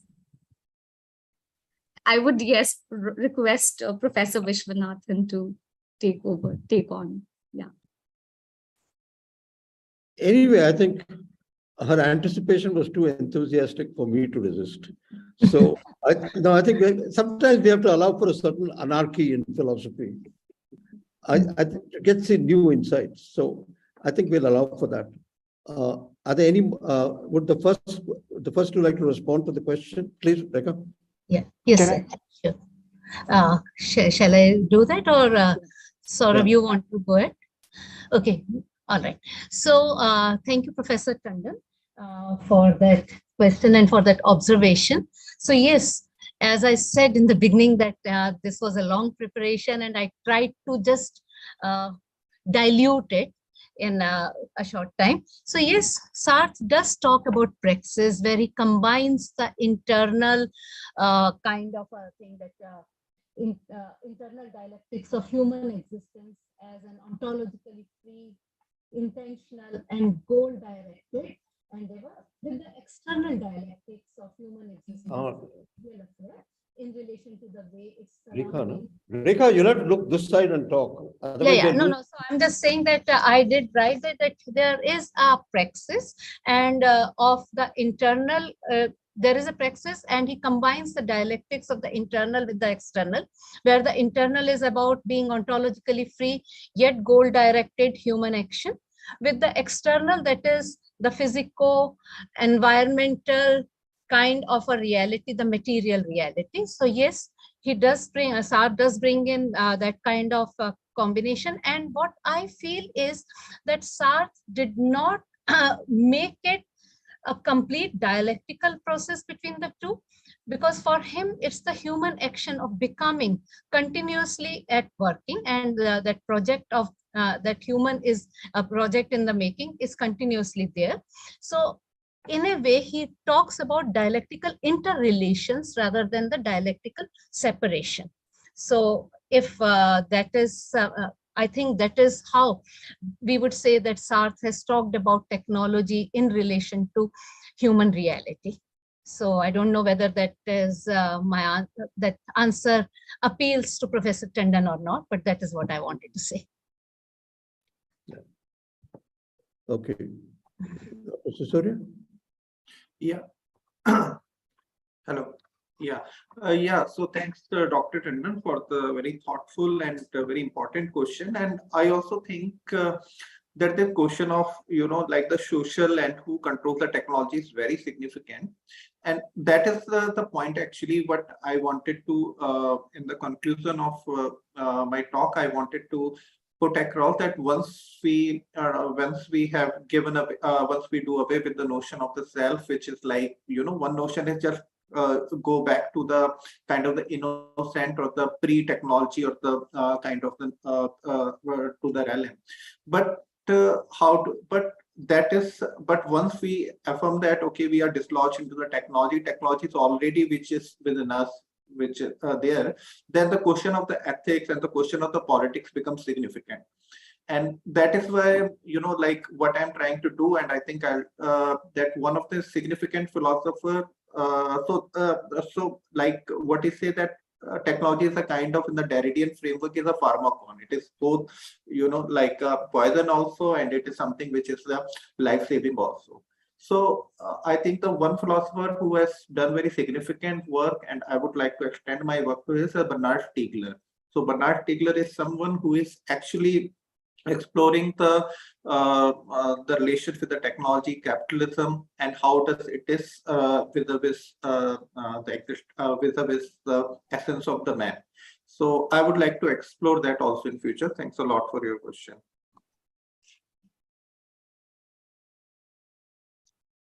Thank you. Thank you very much to both. Thank you, sir. Yeah. Hello, Professor Vishwanathan. This is Sujata from JNU. Can I ask a quick question? Is that time? Okay. Quick. Okay. No, at least from all the philosophers, it seemed that art and the aesthetic realm will be a redeeming feature. But as an erstwhile practitioner of Bharatanatyam and a close observer of what's happening to Bharatanatyam today, after the transition from Devdasis to the Brahmin women, it is undergoing a transition to NRI Brahmin women. Okay, so if you look at the Bharatanatyam today, the whole substance of inner meaning, emotion that gets expressed, irrespective of the shape and weight of the body. I mean, you could see early days dancing women did not necessarily have had a very good body figure, but they used to dance very well. You can see that among all the dancers. It's more about the emotion. But today, if you look at the NRI type of dance, it's about body form, symmetry. It's become very gymnastic. Also after, in the US, the NRI women, though they consider it classical. So I can't understand how art can escape the space and technology through which it is mediated. The space of the Devdasi's home or a stage, now it is all available on YouTube. It's like acrobatics by the Bharatanatyam that you see today. It's perfect symmetry. All women, they are in such good form, okay? They're so slender and all that. But I hope I'm getting this across. So how could art escape? Yeah. This is my question. Are you addressing it to Wittgenstein, Freud? Who are you addressing it to? No, but who do you want to? Is it a general question? I can't hear a thing. Unmute. Please unmute yourself. Sujata, please unmute. No, I think this was mentioned strongly with regard to Herbert Marcuse.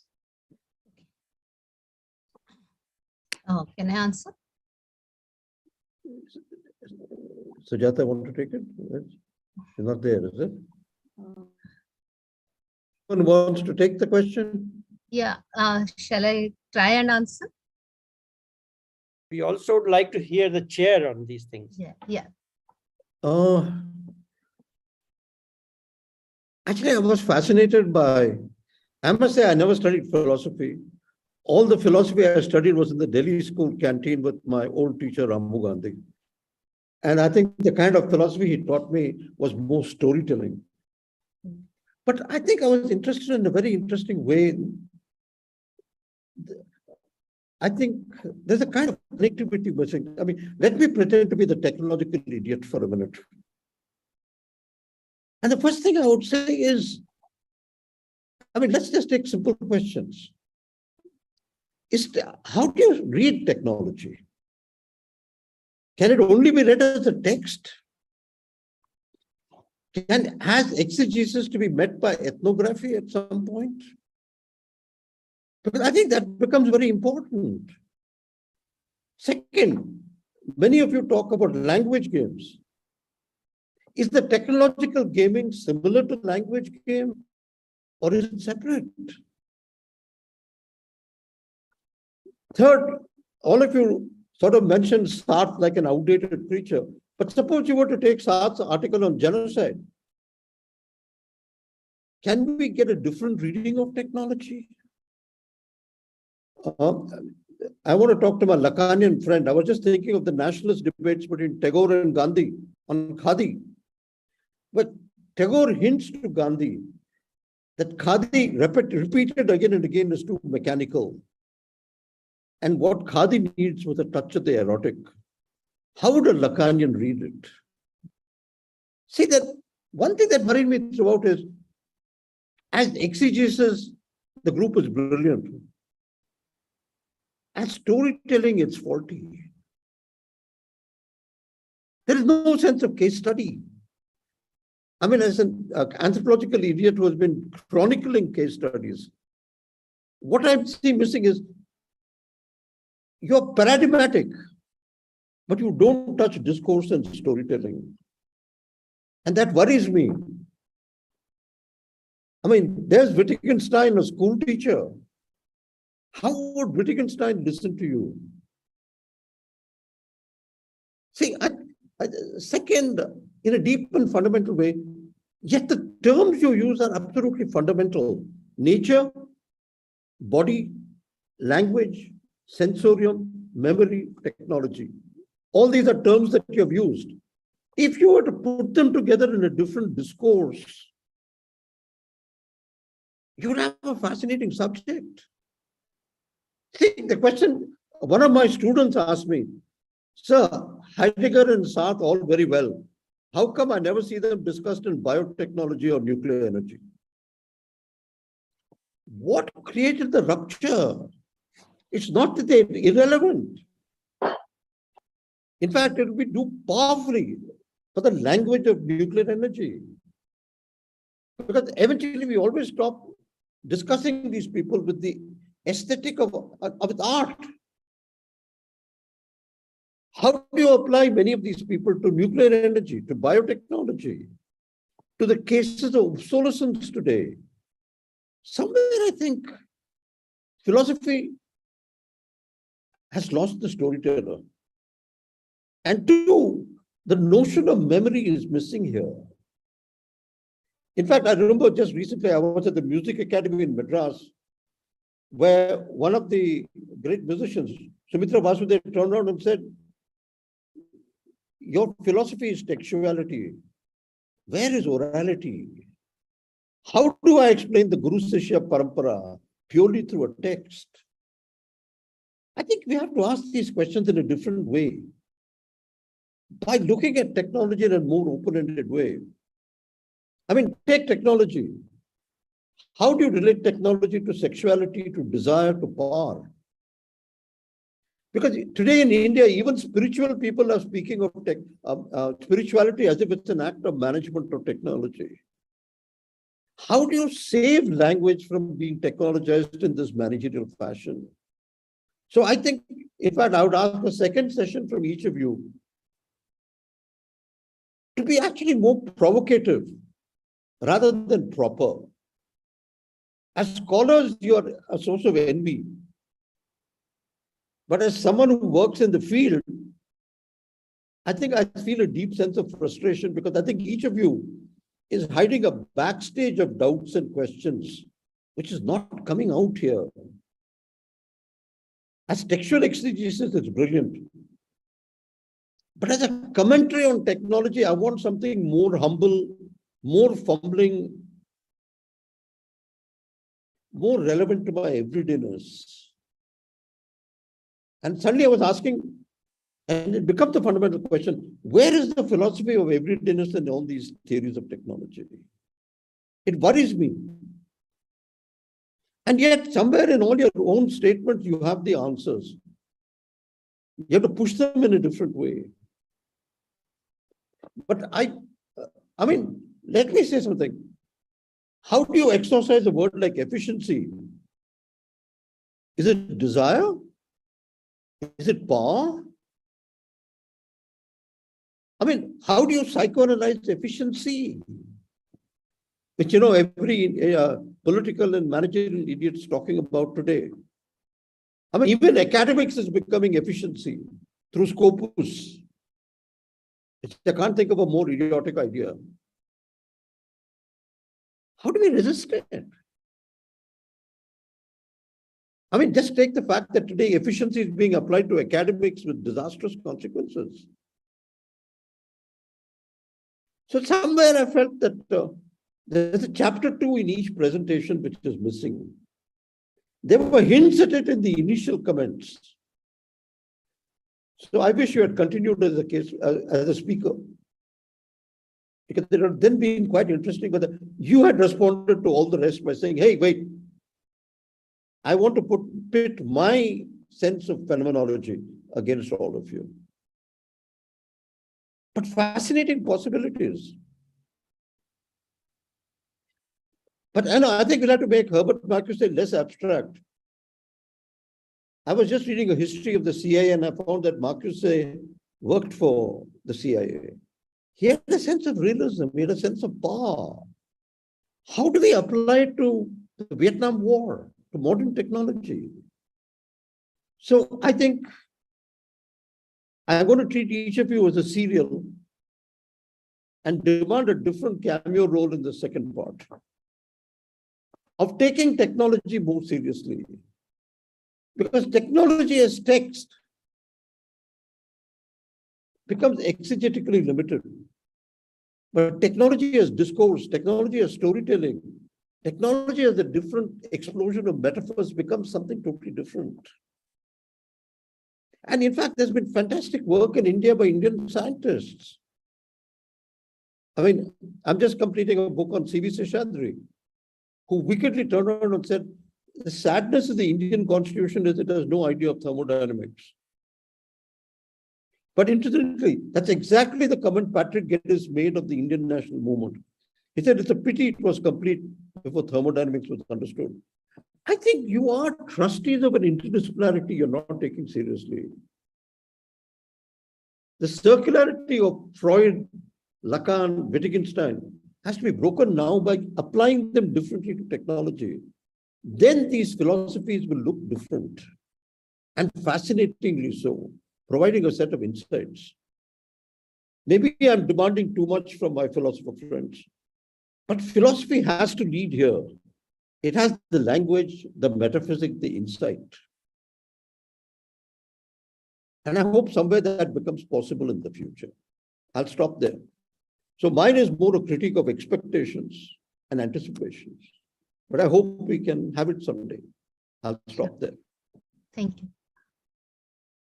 Thank you. Thank you for those insightful comments, sir. The speakers have been wonderful as well. And I think we've come to the end of the discussion.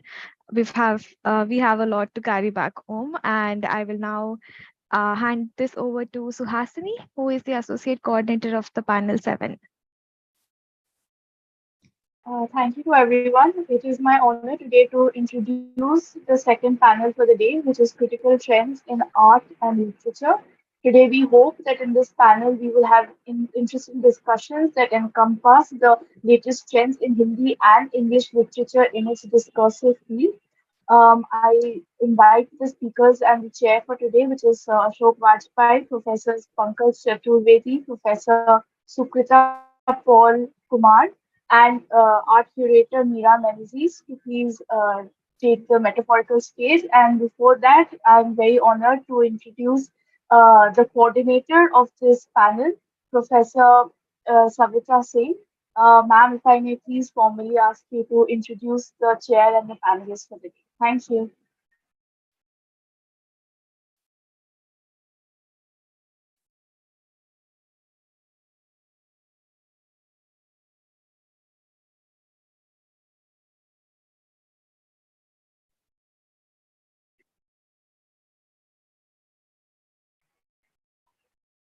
Savita ma'am, am I audible? Yeah, yes.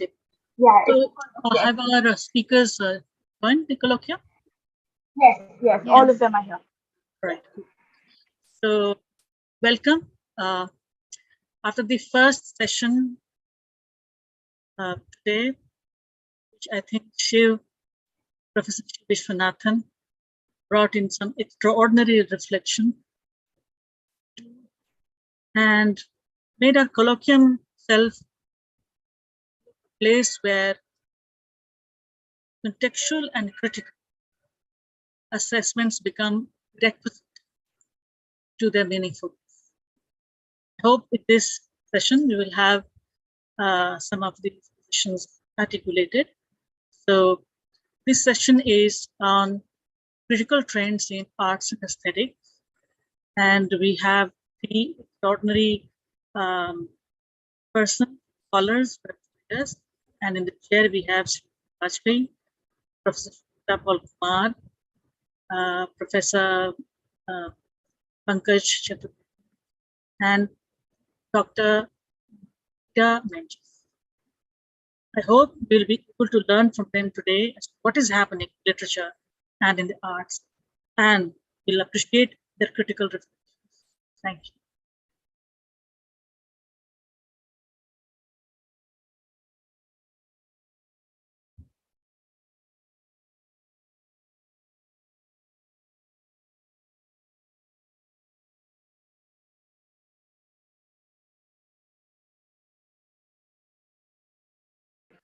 Professor Chaturvedi, if you may please give your opening remarks. Okay.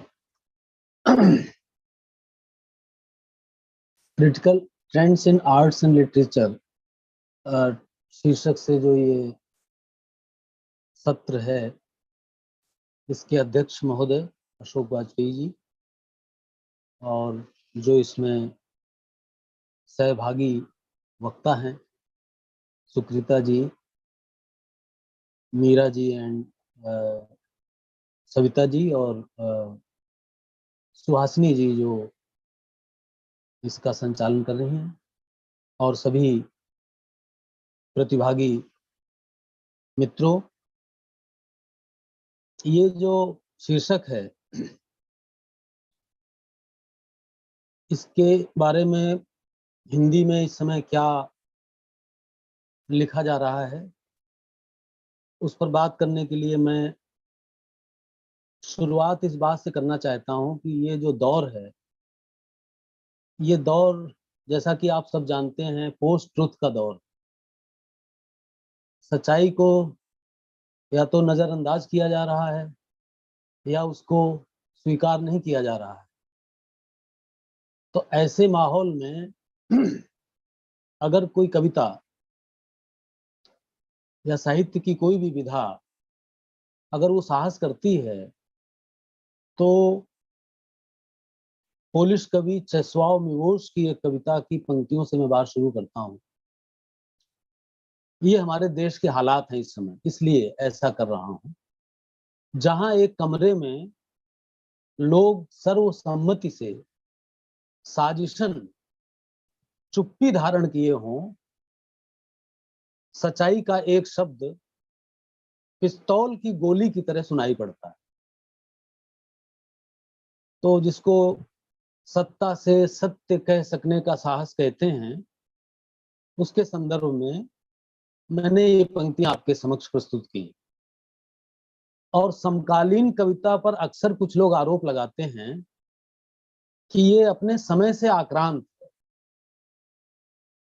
ये भूल जाते हैं कि समय से आक्रांत वही हो सकता है जिसके लिए अपने समय की परिस्थितियां काम में ना हो, और इसलिए जिसमें उनसे मुक्ति की छटपटाहट हो, वही समय से आक्रांत हो सकता है। यानी अपने समय के पार चाहना ही आक्रांत होने की बुनियाद में सक्रिय प्रेरक शक्ति है। समय में हुए बगैर किसी और समय की बात करना एक छल है दूसरों के साथ, और ये आत्मछल भी है। सही प्रतिश्रुति ये है कि मैं बेशक समय में और उसके बरअक्स हूं, पर इसलिए कि यह समय मुझे स्वीकार नहीं है और एक दूसरे समय का स्वप्न मेरी आंखों में है।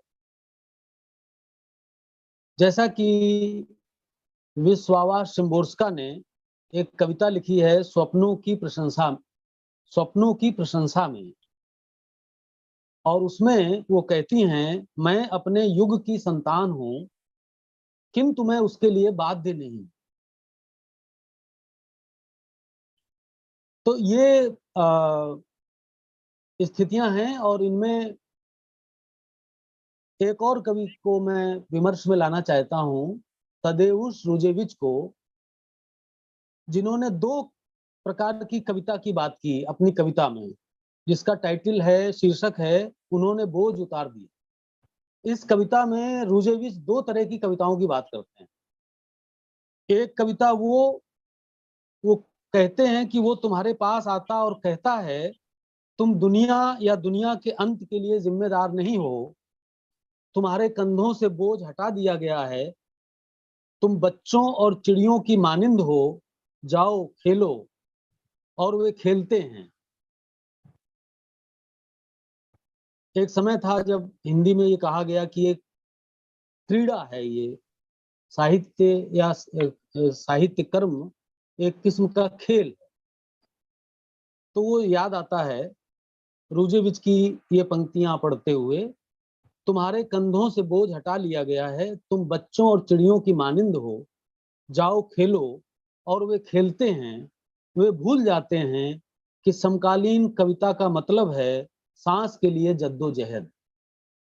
तो ये सांस के लिए जो जद्दोजहद है, ये सबसे प्रोमिनेंट, सबसे प्रमुख विशेषता है आज की कविता की।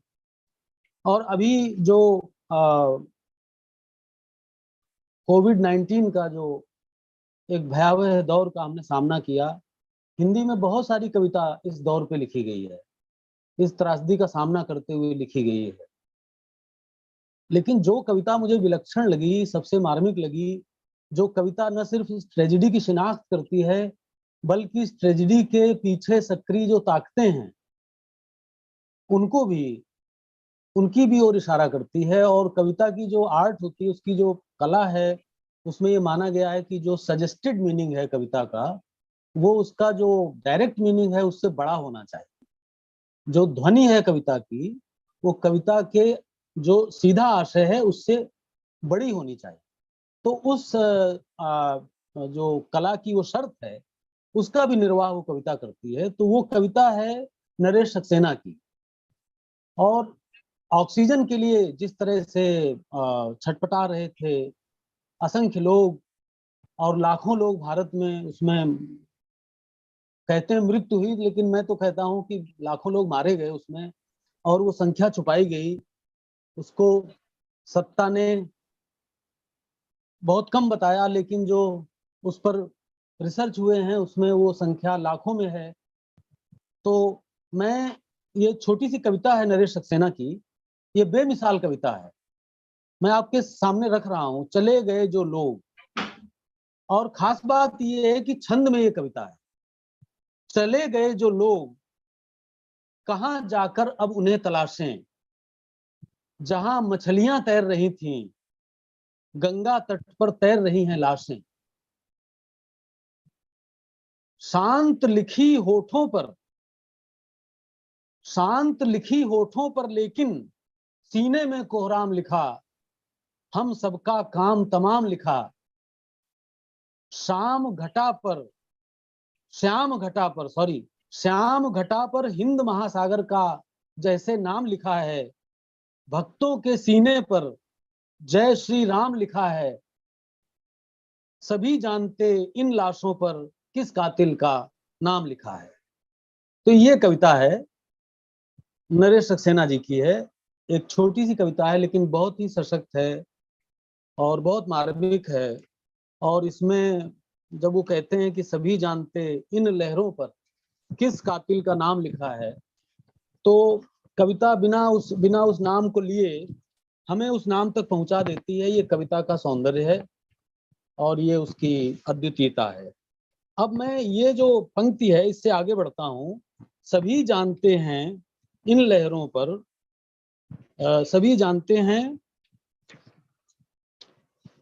इन लाशों पर किस कातिल का नाम लिखा है, और भक्तों के सीने पर जय श्री राम लिखा है। इससे आगे बढ़ता हूँ। हिंदी के जो प्रमुख कवि थे मंगलेश डबराल जी, उन्होंने एक बयान दिया था। अगर आप critical trends in arts and literature पर बात करना चाहते हैं तो इस बयान के बिना वो बात रख नहीं सकता। मैं इस बयान को मैं कोट कर रहा हूँ। हिंदी में कविता, कहानी, उपन्यास बहुत लिखे जा रहे हैं, लेकिन सच ये है कि इन सबकी मृत्यु हो चुकी है। हालांकि ऐसी घोषणा नहीं हुई है और शायद होगी भी नहीं, क्योंकि उन्हें खूब लिखा जा रहा है। लेकिन हिंदी में अब सिर्फ जय श्री राम और वंदे मातरम और मुसलमान का एक ही स्थान, पाकिस्तान, कब्रिस्तान जैसी चीजें जीवित हैं। ये उनका वक्तव्य था। इस पर नई दिल्ली में 31 जुलाई 2019 को हंस का जो वार्षिक समारोह या संगोष्ठी हुई, आलोचक ने कहा कि ये जो बयान है ये सांस्कृतिक आत्मघृणा का रूपक है। अब आप बताइए कि अगर इस तरह का बयान सांस्कृतिक आत्मघृणा है तो कोई भी आलोचना अगर हम अपने समाज की या संस्कृति की करते हैं तो जो दक्षिणपंथी धारा से जुड़े हुए लोग हैं, सत्ता प्रतिष्ठान से जुड़े हुए लोग हैं, बड़ी आसानी से कह सकते हैं कि आप अपनी संस्कृति से घृणा कर रहे हैं। तो ये जो आलोचना है, ये मेरे ख्याल से, मेरी अपनी समझ में, सत्ता प्रतिष्ठान के लिए बहुत सुटेबल आलोचना है कि, और मंगलेश डबराल का जो बयान है उसको मुझे लगता है अभिधा में लेने की आवश्यकता नहीं है। व्यंजना में शायद उनका आशय ये है कि वो एक शोक व्यक्त कर रहे हैं कि जो हमारा वक्त है उसमें जो दृश्य पर काबिज जो ताकतें हैं, वो ताकतें जय श्री राम, वंदे मातरम और मुसलमान का एक ही स्थान, पाकिस्तान या कब्रिस्तान जैसी चीजें इस समय प्रमुख हैं हमारे समय में, और कविता, कहानी और उपन्यास वगैरह पीछे छूट गए हैं या उनको दबोच लिया गया है। तो इस स्थिति का अवसाद उन्होंने व्यक्त किया है मंगलेश जी ने।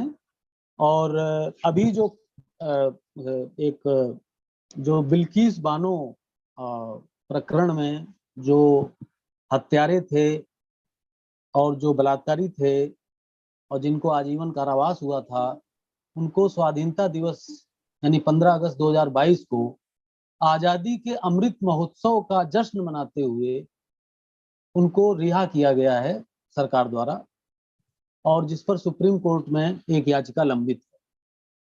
तो हिंदी की एक कवित्री हैं शुभम श्री, उनकी एक कविता है जो इस ट्रेजेडी को, जैसा कि मैंने अपने एब्स्ट्रैक्ट में भी आपके पास सबमिट किया था एब्स्ट्रैक्ट, उसमें भी मैंने ये पॉइंट, ये बिंदु रेखांकित किया था कि न सिर्फ भारत में बल्कि अंतरराष्ट्रीय स्तर पर जो फासिस्ट ताकतें हैं वो बहुत ही प्रभुत्वशाली और वर्चस्वशाली हो गई। तो ये कविता है बाबू बजरंगी। ये 3-4 साल पहले मेरे पढ़ने में आई, लेकिन ये पूरे विश्व में किस तरह से वो शक्तियां काबिज हैं या वर्चस्व उनका है, इस विडंबना पर ये कविता है। इसमें एक कैरेक्टर है बाबू बजरंगी, जो गुजरात का एक वास्तविक कैरेक्टर है, फिक्टिशियस नहीं है ये। तो हिंदी की युवा कवित्री हैं शुभम श्री। कविता है, पता नहीं वो कौन सा दिन था, इतवार या सोमवार। अगर 15 मिनट हो गए हों तो आप मुझे प्लीज बता दीजिएगा, बिकॉज मेरे पास नहीं है टाइम देखने का, वो घड़ी नहीं है। तो आप बता देंगी तो मैं अपना समापन अपने वक्तव्य का कर दूंगा। पता नहीं वो कौन सा दिन था, इतवार या सोमवार, मैंने यूं ही एक किताब उठाई, लिबरेशन का नया अंक था, दूसरे या तीसरे सफे पर बाबू बजरंगी की स्टोरी थी। गो की ये स्टोरी मैं कितनी दफे, कितने अखबारों, मैगजीनों में पढ़ चुकी, फिर भी इस दफे बाबू बजरंगी का भूत मेरे पीछे पड़ गया है। मैंने रात की पहली नींद का पहला सपना देखा, बाबू बजरंगी गर्भवती औरतों का गर्भ त्रिशूल पर नचाता जा रहा था। मैंने दूसरा सपना देखा, म्यांमार में भयावह गोलीबारी हो रही थी, एक बड़ा सा त्रिशूल बर्मी औरतों का पेट फाड़ रहा था। वियतनाम की सड़क पर एक बदहवास बच्ची दौड़ती चली जा रही थी, उसके पीछे बाबू बजरंगी त्रिशूल लिए बढ़ा आ रहा था। इराक की दबी हुई राख से उसने एक भ्रूण खोज निकाला और पालमीरा के ध्वस्त अवशेषों में सलीब की तरह टांग दिया। मेरे हर सपने में बाबू बजरंगी का त्रिशूल एक अजन्मे बच्चे का शव नचाता हुआ चला आता है। ये जो बिल्किस बानो है, इसकी बेटी जो छोटी सी बच्ची थी 3 साल की, उसको बिल्किस के सामने चट्टान पर पटक पटक के मार डाला गया। इसलिए मैं ये कविता रख रहा हूं। मेरे हर सपने में बाबू बजरंगी का त्रिशूल एक अजन्मे बच्चे का शव नचाता हुआ है। ये बात मैंने अपनी साइकोलॉजिस्ट को बताई, जो हाल ही में शिकागो से क्लिनिकल साइकोलॉजी पढ़ती डॉक्टर है और देखिए कि हायर मिडिल क्लास से संबद्ध है। शिकागो से क्लिनिकल साइकोलॉजी पढ़कर लौटी है, लेकिन उसका मनोविज्ञान देखिएगा। घुंघराले बालों वाली वो सुंदर गुजराती लड़की हंसी। मुसलमानों के साथ ऐसा ही होना चाहिए। आपको जब भी बाबू बजरंगी का ख्याल सताए, आप ठंडे पानी से हाथ धो लीजिए और मंत्राज चैंट कीजिए, सर्वे भवन्तु सुखिना सर्वे संतु निरामया। तो ये है हमारे वक्त का। अब इन कविताओं की व्याख्या की कोई जरूरत नहीं है। बात कविता बहुत इम्फेटिक तरीके से और एक संपूर्णता में कह रही है। अब आप अपना वक्तव्य समाप्त करें। हाँ, मैं हो गया। शुक्रिया।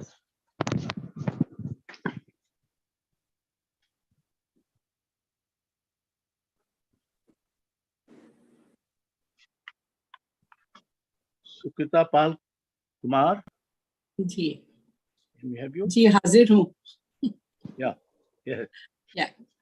So absolutely fascinating to be thinking about all these issues today. In today's context, I think the most relevant thing is the aesthetically oriented voice, which we say always is as close to whatever we seem to think of as truth as possible. Thankful to the organizers for inviting me for this. I am not going to focus on individual authors or not even trends as such, but yes, I'm really going to focus on a certain kind of a crisis. We are talking about how art represents liberated consciousness. We talk about freedom of imagination. We talk about unfettered thinking, all of this coming together in art. And particularly when we think of, philosophers like Marcuse and so on, people are focusing on all these elements and see the possibilities of translating all this into aesthetics, representation of truth in some form or the other, even if there are many truths in mind. And what I ask a very basic question, and that is, why is it that when we can very easily confront, and we are confronting so many truths, which actually, as somebody else also pointed out, is actually to be bracketed as post-truth, which means that so much of lies, which is couched in the idea of truth, is very ambivalent. And yet, many of us who are academics and many of us who are scholars and many of us who are philosophers are not pragmatic enough to see where we are actually lacking in India. And I think one of the lacks that I see very clearly is the gap between what is and what we do. And then we talk about existentialism. I have been I am actually in the process of co-editing a series of books under the nomenclature of writer in context, which takes me to many languages in India. And I try to sort of map along with my co-editor, series editor. We are looking at, say, languages like Hindi, Urdu, Punjabi, Marathi, Kannada, many, many languages. And we are taking on one writer in context. And that is our main project. Now, when we are doing that and we are taking entry into these language culture studies, we are looking at critical studies. What is a tremendously disappointing thing is lack of critical traditions which have been updated in today's context is a tremendous dearth of that. So what are we asking our editors to do? What are we trying to do? We are trying to interrogate authors. We are trying to get theoretical positions which are pragmatic to be able to apply to our own literatures. So that this particular series that we are doing is a compendium of critical perceptions on particular authors of particular languages. Now, why do I talk about this? Because the scene that I see is that instead of facing, I mean, as a literature who has been in the field for the past 40 to 50 years now, and when I'm sitting down to do this work, I see this huge gap where there is hardly any literal kind of a literary mapping that is done of convergences that happen between many languages and the divergences. That is what literature is all about, isn't it? If you look at we have been trying to deal with Indian literature, the concept of Indian literature, we've been trying to talk about how Indian literature should actually be called Indian literatures because of the cultural diversity that you see in these literatures. But where is it that you have critical material to define where the convergences are and where the divergences are and what is the philosophical precept behind it? There are a few people, of course, that scene is not, I mean, going back to that whole debate of optimism and pessimism, there are positive things that you do see, but these positive perceptions that have come up in not just English literature in India, I'm talking about all literatures right now. Basically, there are some literatures in some languages which have progressed a little in critical thinking, but not in many. And the tragedy of the whole thing is that as a kind of the macro vision that we need to have about Indian literatures, we need to indulge in that. Even if we have slogans about cultural diversity. Have we created critical tools to understand the literary manifestation of cultural diversity in our country?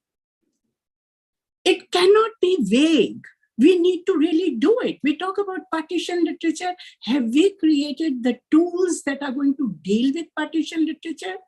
A lot of creative writing has happened in these languages. Please mind you, I am not talking about critical, fruits that, not critical, creative literature. There is abundance. In fact, there is so much that we see that many good voices are drowned totally. We don't even understand because today is the age of advertisement in one sense. Agar aap dindora nahi pitenge ki ye kitab ho gayi, to shayad nobody is going to see it. So this is a day of advertisement. Within this day of advertisement, can we not take into account that we are hundreds and hundreds of academics and scholars in different universities who are still trying to some extent ape the West in terms of, or we have critical perceptions coming from people living abroad who are trying to put the microscope onto our literatures, and we get the jargon from there to apply it to our lack of understanding of what indigenous is. Forget about, we are actually going back to that whole notion of colonial notion of native literature and Western literature. Where is the osmosis that needs to happen?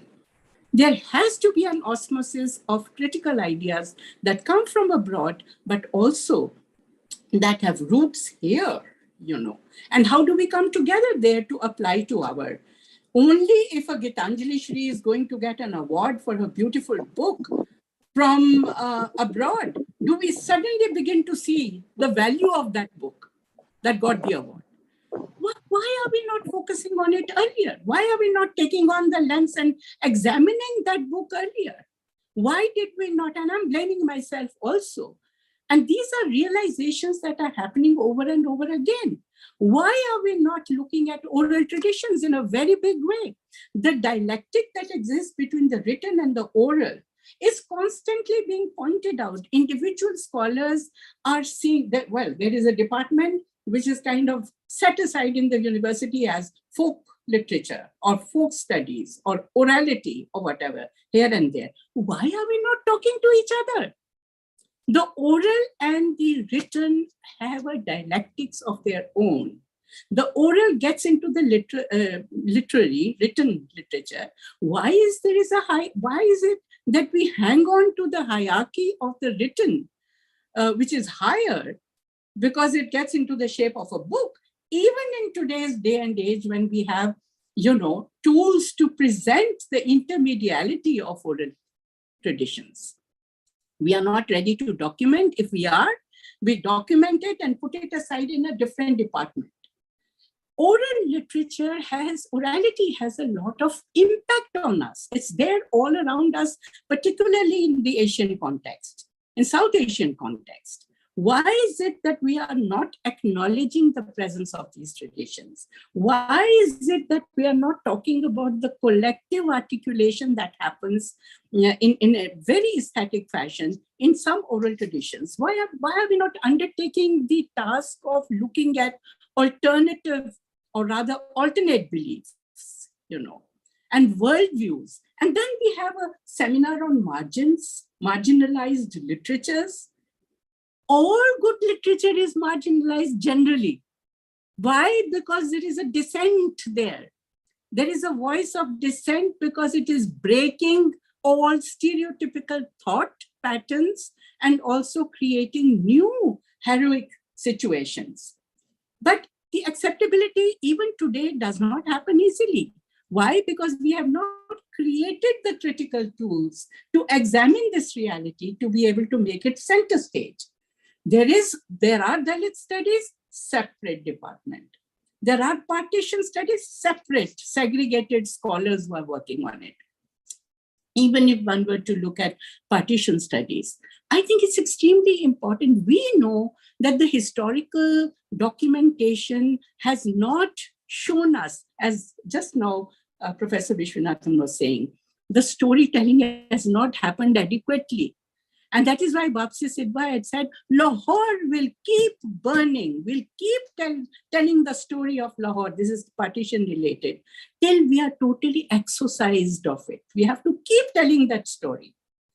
And we have such diverse stories which we are not sitting down to examine because we don't even know how memory gets manipulated sometimes. Even in the telling of the tale, there can be manipulation. How do we sift it? We have to sift the authentic from the inauthentic to the, I'm using a very outdated word, I know, authentic. But the point is as authentic as it can be. And we know that in literature, what Bhisham Sani wrote as Tamas, even if it is not the truth in the sense of reality, it shows us a deeper reality and a deeper truth. And it's not a blame game at all. There is a moral angle to it. I personally believe that the biotechnologists and the technologists and the physicists should actually be prescribed this kind of literature. Literature needs to be prescribed across disciplines to create this kind of a consciousness, which is a truck with the liberated consciousness. And that liberated consciousness is dynamic. It's not as if it stops there. That dynamism, because culture is dynamic, because language is dynamic, it keeps changing. We have to keep space for that. That is why Krishna Sopti wrote in many Hindis. It was not one kind of Hindi. And we have to cognize that fact because the context becomes very important in each case. The context creates its own language. For instance, and that's another one point I would like to make. Ashok ji ya koi bhi mujhe, please just raise your hand when my time is up, right? So I do want to talk about this, that, we have to cognize the fact that we are operating in many languages. There is multilinguality within one language. Forget about languages outside of yourself. Right now, I know the kind of English that I'm speaking carries within itself my Punjabi, my Urdu, my Hindi, my Swahili, which I brought from my Kenya, my Marathi, which sort of exists because I stayed in Maharashtra. All these resonances are there. Similarly, that happens in Hindi, that happens in other languages. Now, this multilinguality needs to have a space to study how multilinguality within the same language operates in its creative expression, right? And if we are not going to be able to critically acknowledge that, how are we going to create tools which make one understand how Arundhati Roy, for instance, wrote in English, but reflects Malayali culture, right? How are we going to show that? And that is what actually immediately takes me to the whole question of translation studies. I think translation studies are extremely important today in order to be able to understand as to how translation need not be in a standardized, homogenized language of Hindi or of English or whatever, particularly in English. If it is a standardized language, then translation is actually like a tractor that is making a Hindi novel or a Malayali novel or a Malayalam novel or any other language. It is standardizing it. It's a tractor that is leveling out and standardizing it all, right? So we have to see how in our case, whether we are using the target language English or any other language, Hindi, or any other language, then we need to see that language needs to change. As translators, we need to play with language. Anandamurthy had said that, He said, play with the language, abuse the language if you want to say the right thing, Don't be constricted by language. Use your liberated consciousness as an artist in translation. So very quickly, I've touched upon some points as to how, and I can see hands being risen. So I would stop here, but there is lots to be done to see many modernisms, to see many languages within the same language, to see cultural diversity, to problematize indigeneity in the context of creative expression, to bring in oral traditions and their truck with written. And there are many more things that I have on my mind, but that's all for now. Thank you. Thank you. Thank you very much. Can we have Meera Menijis now, who is an art curator and will hopefully be talking about the visual art. I hope you can hear me. Yes, I can. Yeah, okay. Good. Thank you. Thank you very much, Mr. Vajpayee, and thank you, Savita ji, for inviting me to this very august set of participants. I feel a bit inadequate, but yeah, let me sort of just, I'm going to be sharing my screen because it is, a presentation on the visual arts. And so I'm just going to try and, I see that the host has disabled participants screen sharing. Is that possible to? We will enable, give us 1 minute. Yeah, so I think while that's still coming up, I just wanted to say that, in my presentation, I want to use the prism of two major international art exhibitions to examine some of the global trends in art. And I discussed this with Savita ji that I would focus on the global. So the focus of this year's Venice Biennale, for example, is on the definition of how the definition of the human is changing and where our responsibilities towards the planet and other non-human forms of life lie. Parallelly, the quinquennial document of 15, also being staged this year, is based on the core values and ideas of lumbung, an Indonesian term for a communal rice bar. It seeks to test alternative approaches to economy, collectivity, resource building, and sustainability through this practice of lumbung. I would also like to highlight some recent developments in the Indian art scene and explore potential overlaps and divergences with what is happening internationally. Let me just try and see if I can share screen now. Okay, I can. And please let me know if you can see. Okay. And I'll try and go full screen if I can.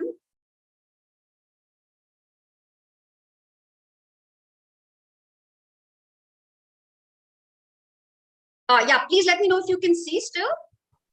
Yes, it's visible. It's clearly visible. Super, super. And if it's not moving, let me know, because sometimes that happens when you're in full screen mode, right?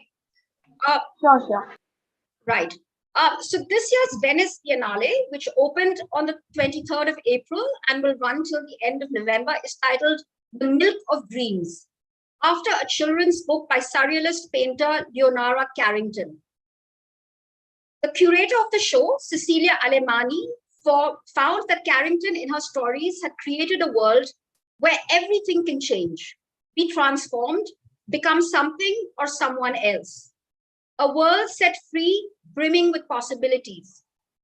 Apparently, when Carrington was asked about her birth, she would go as far to say she was the product of her mother's encounter with a machine, suggesting a strange union of human, animal, and mechanical that can be seen in much of her work. Using the book as a springboard, Alemani had the following guiding questions for this edition of the Biennale. How is the definition of the human changing? What constitutes life? And what differentiates plant and animal, human and non-human? What are our responsibilities towards the planet, other people, and other life forms? And quite radically, what would life look like without us? What Alemani goes on to propose is that many contemporary artists are imagining a post-human condition that challenges the modern Western vision of the human being, and especially the universal ideal of the white male man of reason as fixed center of the universe and measure of all things. In its place, artists are proposing new alliances between species and worlds inhabited by hybrid beings.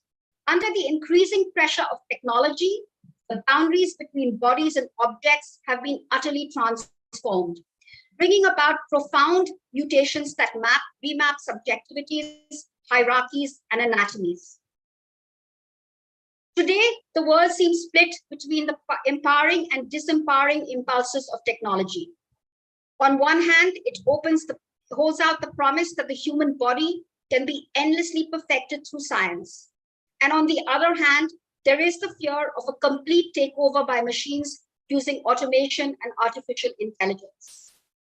The COVID-19 pandemic has forced us even further apart and put much of human interaction behind the screens of electronic devices like our virtual presentations today. The threat of environmental disaster also reminds us that we are part of a symbiotic web of interdependencies that bind us to each other, to other species, and to the planet as a whole. One of the trends that we're seeing, therefore, is that many artists envision the end of anthropocentrism, celebrating a new communion with the non-human and the animal world, and with the earth. They cultivate a sense of kinship between species and between organic and inorganic, the animate and the inanimate.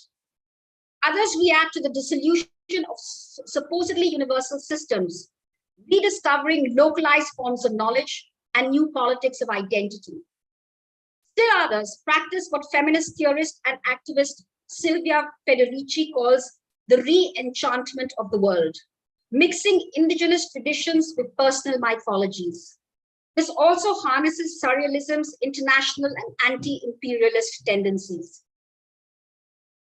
This edition of the Biennale Arte therefore focuses on three thematic areas in particular: the representation of bodies and their metamorphosis, the relationship between individuals and technologies, the connection between the bodies and earth.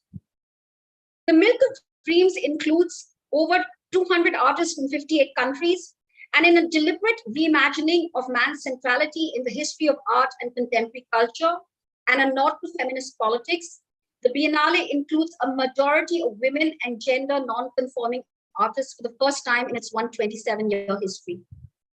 The exhibition features contemporary works and new projects conceived specifically for the Biennale Arte, presented in dialogue with historic works from the 19th century.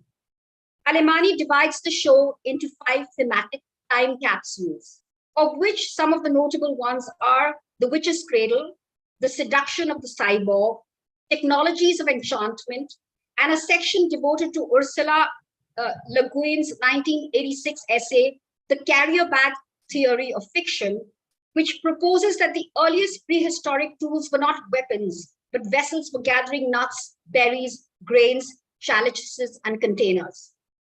Other important underlying theories for the exhibition were Rosie Bredotti's post-human critical theory and Donna Haraway's cyborg and companion species manifestos.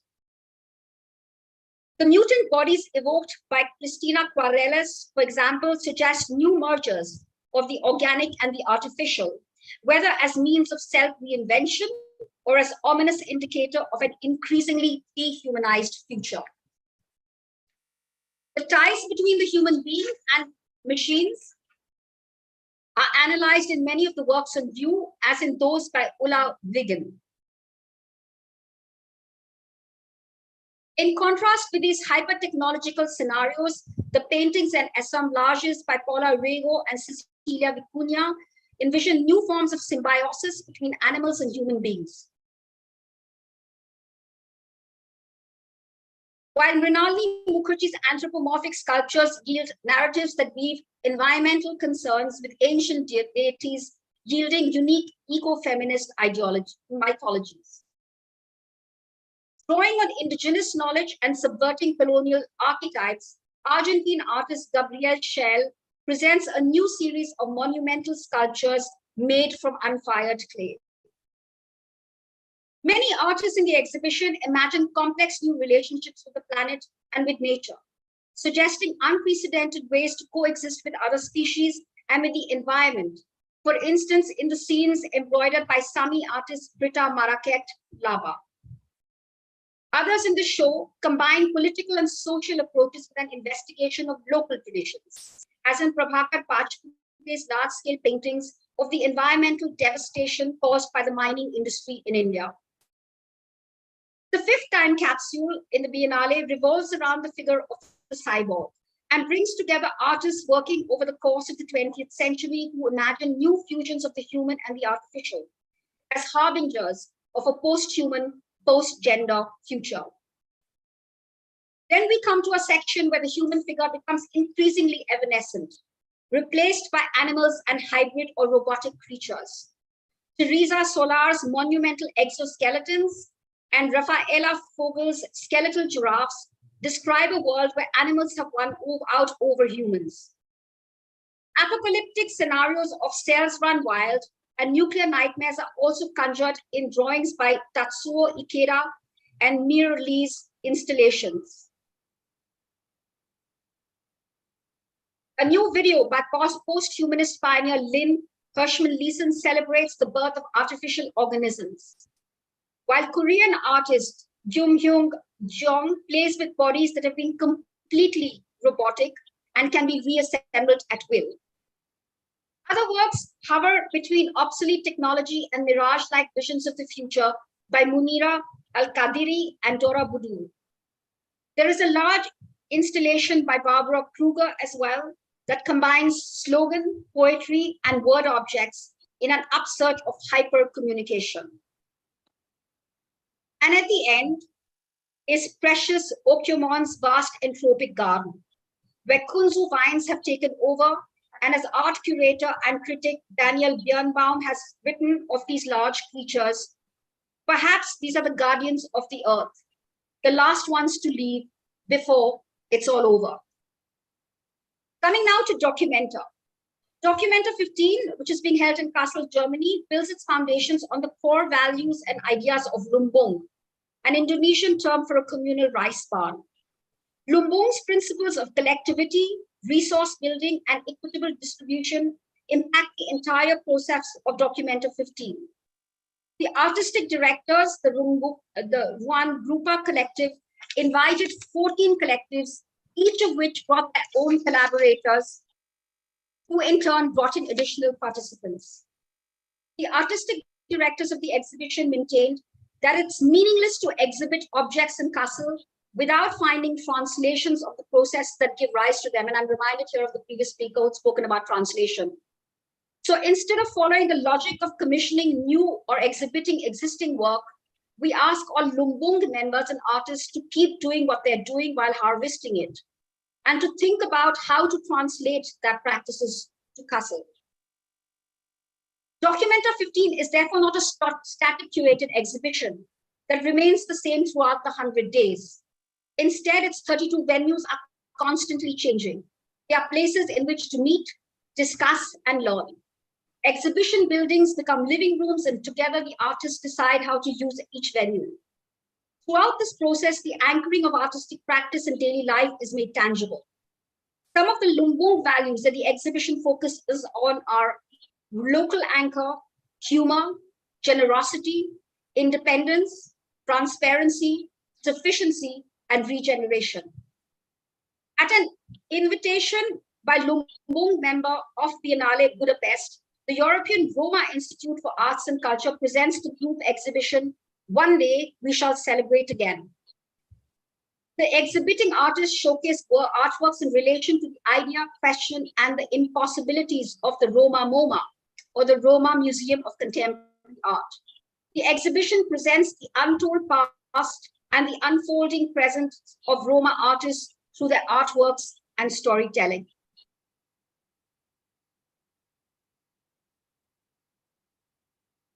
Swag is a Moana Oceanic arts collective founded in Aotearoa in 2013.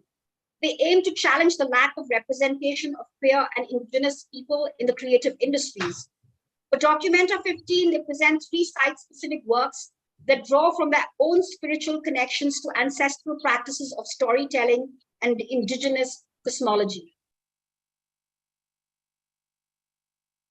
With the experimental project, The Book of the 10,000 Things, Lumbung artist La Intermundial Holobiente tries to engage with the non-human in a non-hierarchical, non-representative manner.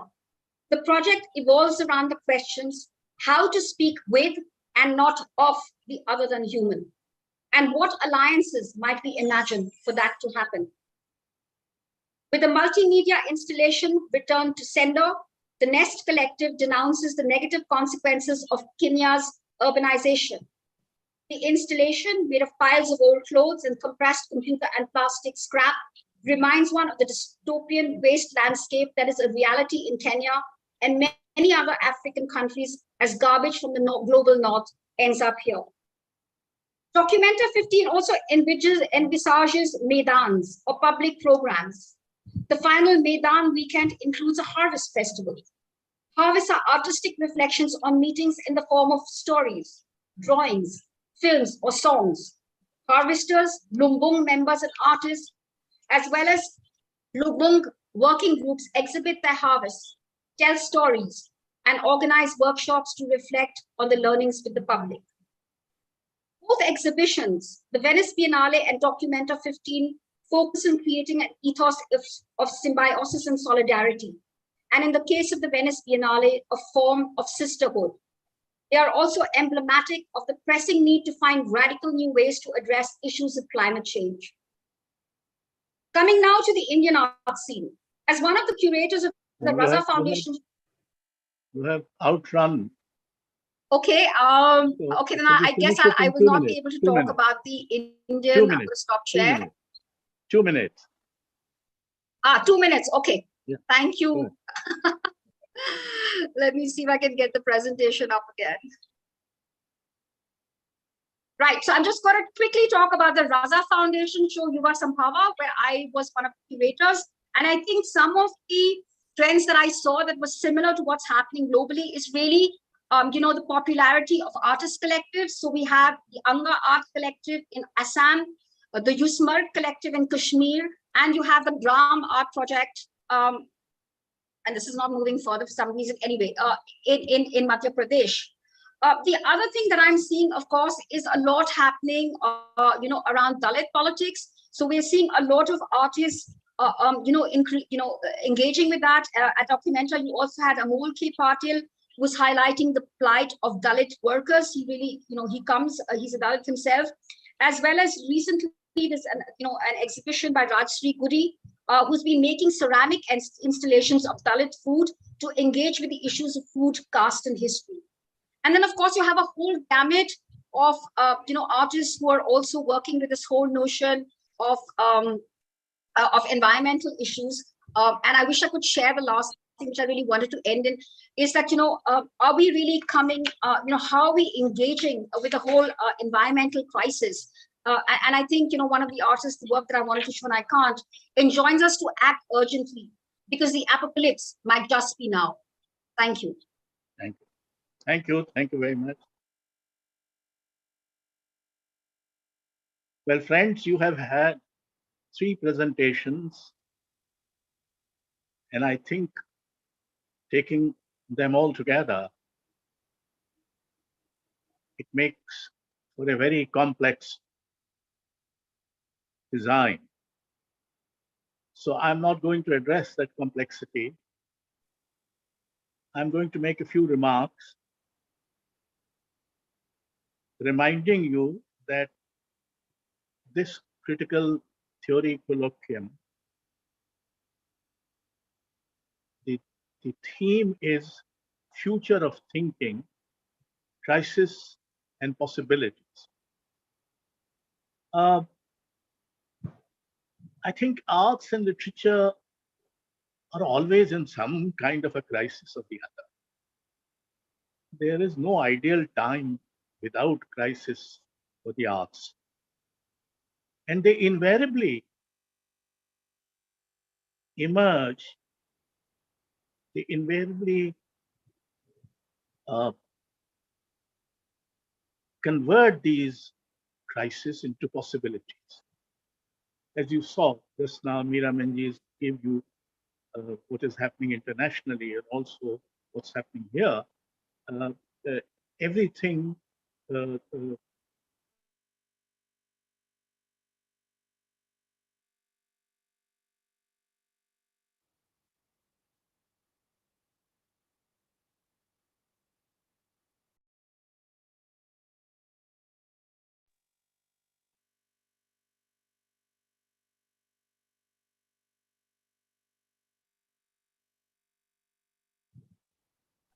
I think there's a power cut on the chair side.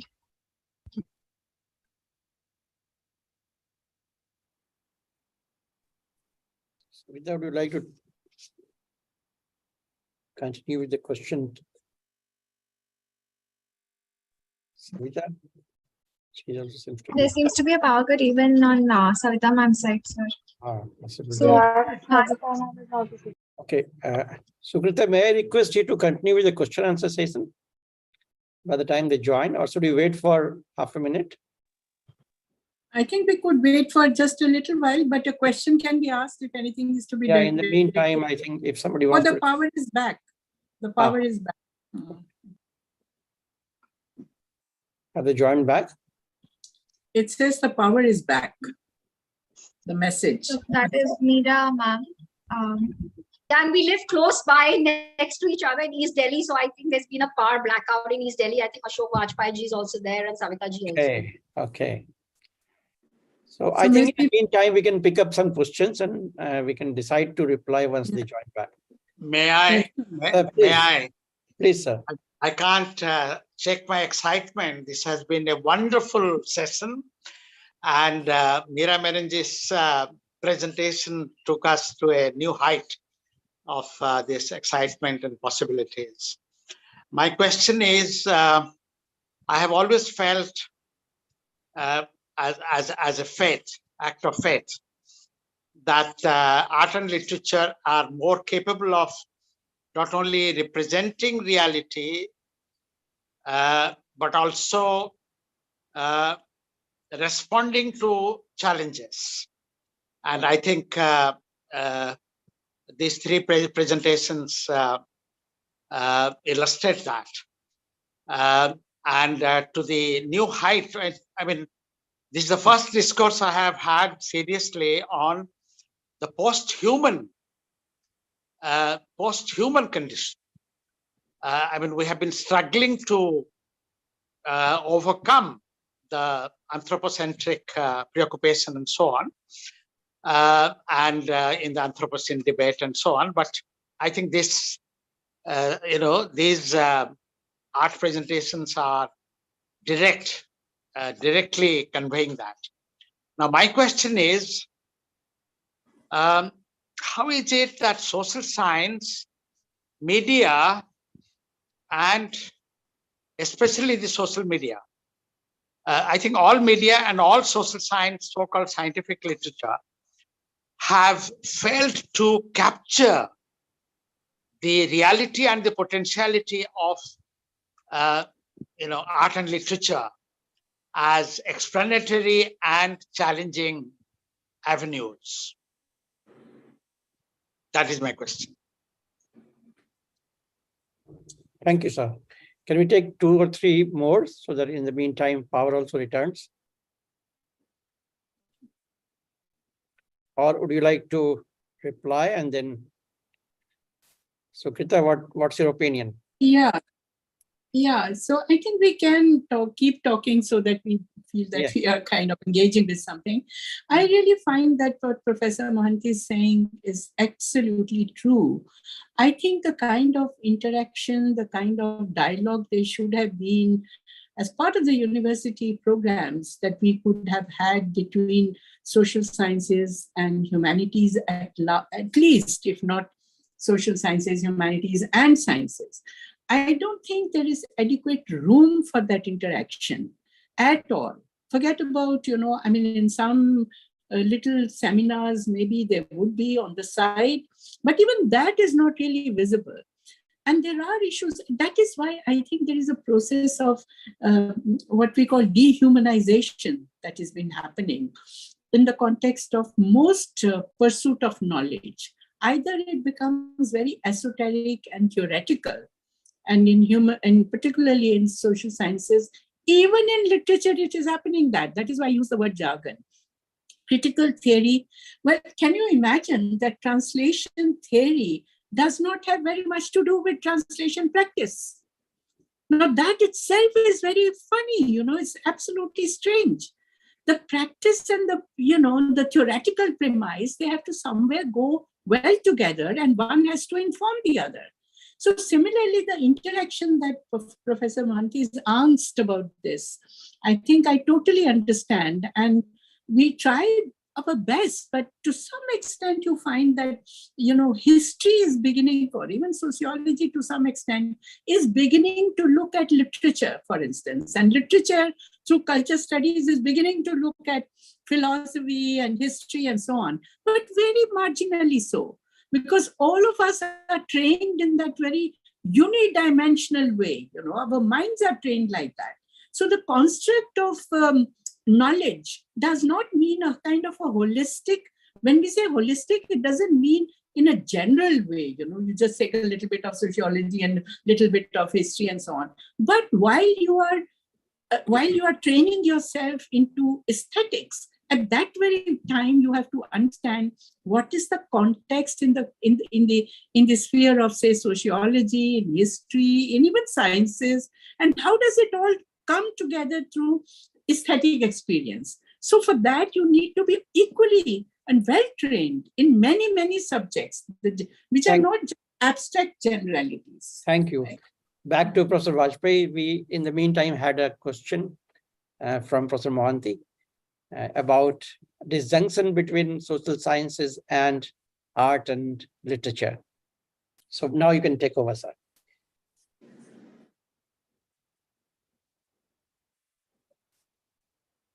Sir, you're muted. Sir, you're not audible. You're on mute. Sure. Is this all right now? Yeah. Yes, sir. Yeah. Sorry. You see, to me, it appears that criticality itself is now changing its form.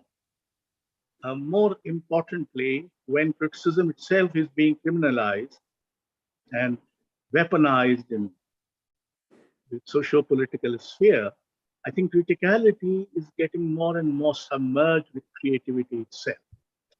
So perhaps we have to look at creative works not merely as creative works, also as critical works. And there is a kind of an organic, almost organic coalescing of the two.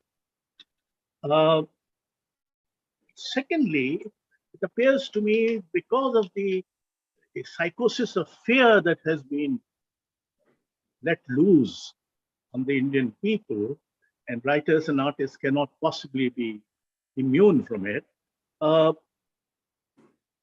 and the growth of the new information technology, internet, etc., a new kind of instantaneity has started attracting writers and artists.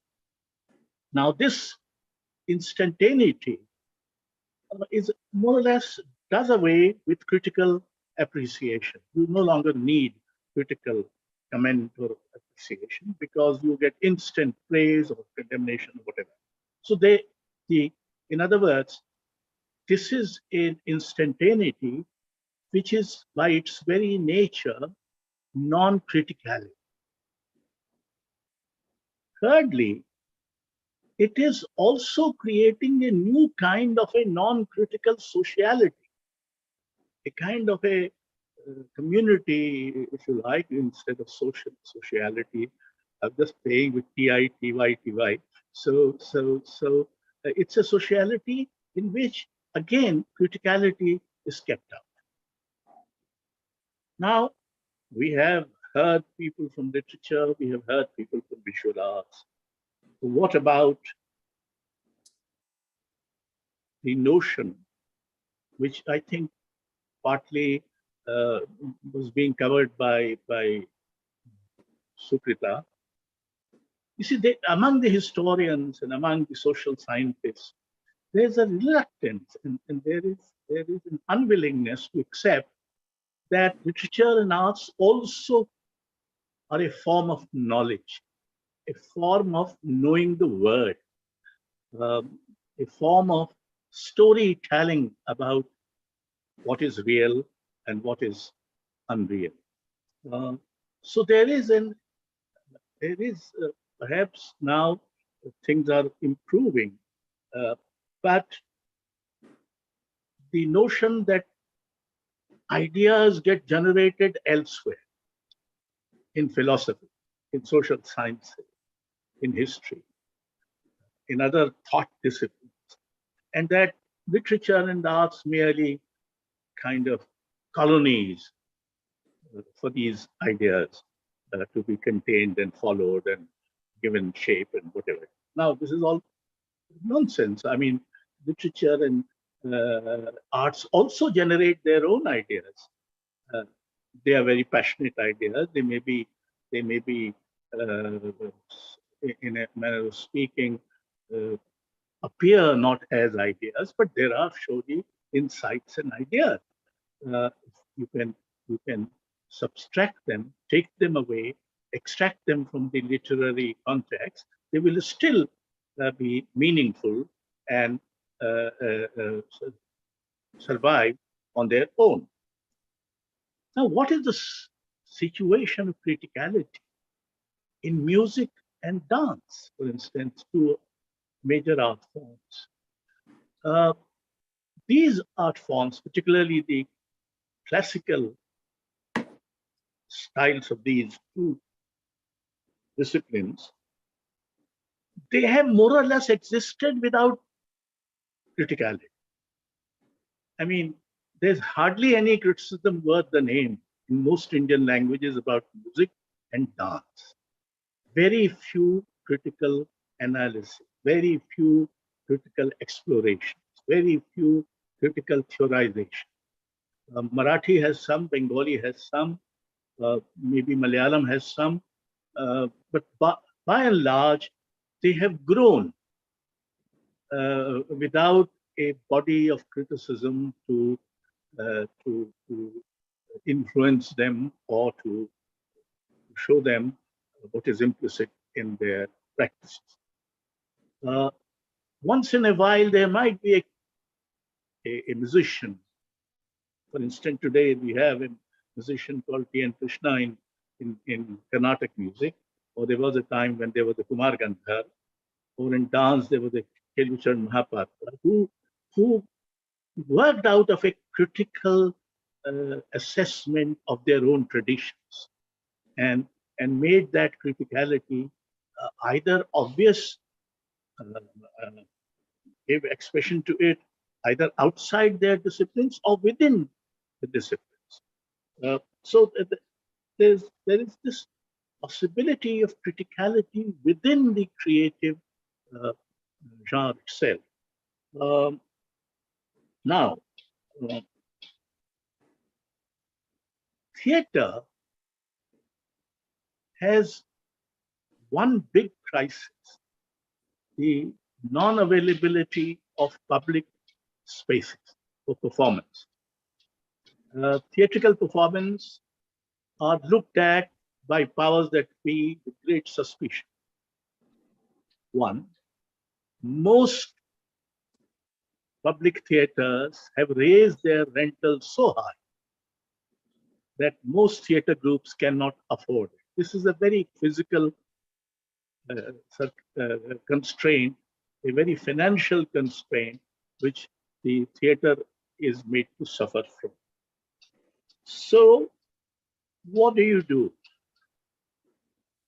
You look for alternative spaces and develop a theater which is not so subtle, not so complex, comparatively more communicative, comparatively more politically and socially eloquent, rather than psychologically or inwardly more complex, etc. So this creates a crisis. But that crisis does not necessarily result in a positive possibility. Unlike maybe in visual arts, I think if I were to sum up the whole, I would say today the visual arts are the most who have coped with the crisis with enormous exploration of possibility. I must also say that I'm a writer myself, that literature in that sense is lagging behind. And music and dance, remain in the domain of adoration of power. Whichever that power be. Theater, which is in league with literature and visual arts, being concerned with the contemporary life, reality, and issues, seem to be suffering the most and has yet to develop these crises into possibility. With those words, we conclude this session. Thanks to our panelists, who each brought something interesting and insightful. And we hope that overall, this session has contributed to the theoretical rubric of the colloquium. Thank you very much. Thank you. Are we left with some time for questions, Shwasini? Oh, yeah, if there are questions, yes, sure. Sure. We have about 15 minutes for questions. Yeah, sure. Please. Are there any questions? Actually, yes, I have a question to, not question actually. I totally agree with the first the presenter that the scars, in fact, I have analyzed in one of my papers, the scars created by the COVID is so deep, it is going to last for generations to come, and it will influence the future generation, future literature, future writings, even the nationalism. So that is one, and those are very relevant. That is one. Now I somehow didn't agree, or I misunderstood Sukrita's point that poetries are created only for the marginalized people. But there are two times, maybe during the crisis, it is so, but not when it is there are no crisis, maybe poetry becomes romantic. So these 2 points I wanted to tell. Thank you. Sugita, would you like to have a comment? I would like Marginality of poetry? No. I think that the point didn't get across. I was not talking about margin Yes. poetry being in the margins. No. I was saying that there is so much of poetry that is coming up, poetry and stories and so on, that comes out of very local situations, which of course we need to pay attention to. But unfortunately, we just push them into the margins, and we do not pay adequate attention to that. Like you did, Professor Mohanty, you did. You did that Lakshmi story, you remember, which I reviewed. And I think now that was something like, almost sounding like fiction, but it was a deconstruction of mythology in a very creative way. So that is why I believe that if people like you and others pay attention to these voices that come from the margins and not just call them marginalized literature. What is that? Sorry. That was the point. All right. Okay. All right. I think Dave has a question. Dave. Yeah, that's a question. Yeah. So ask me. Just 1 second I will take. It was wonderful to listen to the whole panel. Bajpayee ji, your comments. In the light of everything, the devil in me got activated, and I thought of putting this across as some kind of devil's point of view.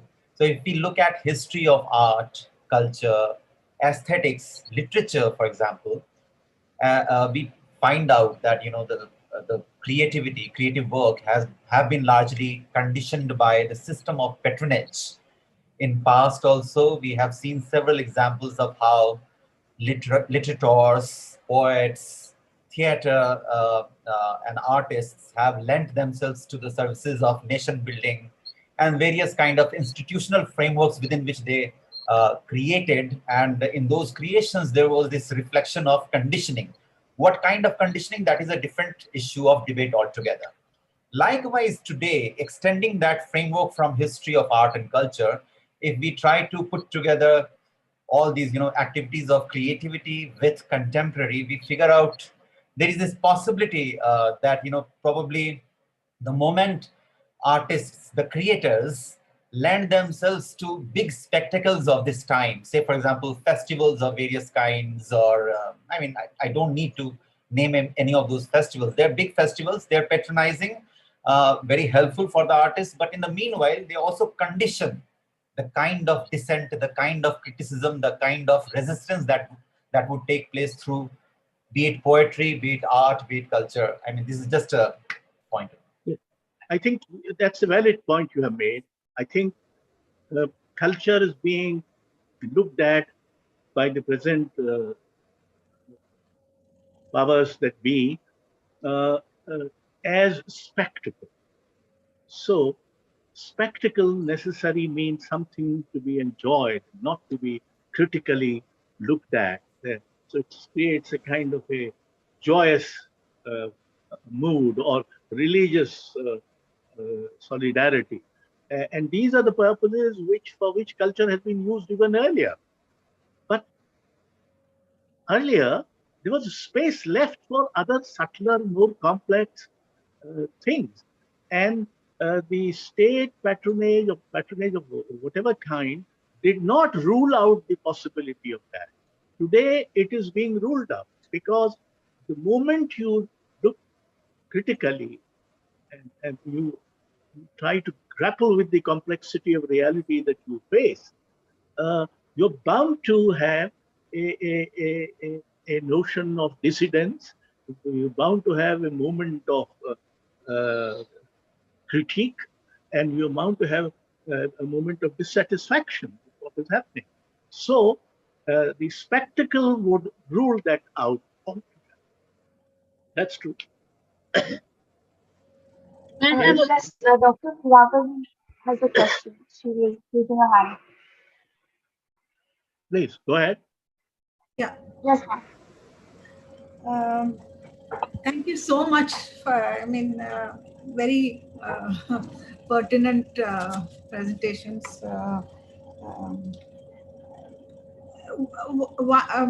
If I may, it's not easy for me to articulate the question, but if I can try. One, I feel that there is, for whatever reason, there is a lack of a sense of community amongst the intelligentsia and amongst academics. If one is trying to put one's finger on it, one might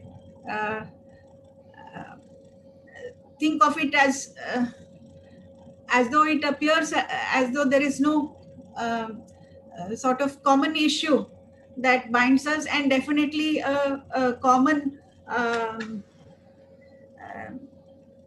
not common would not be the right word, but an interrelated engagement with different points of view.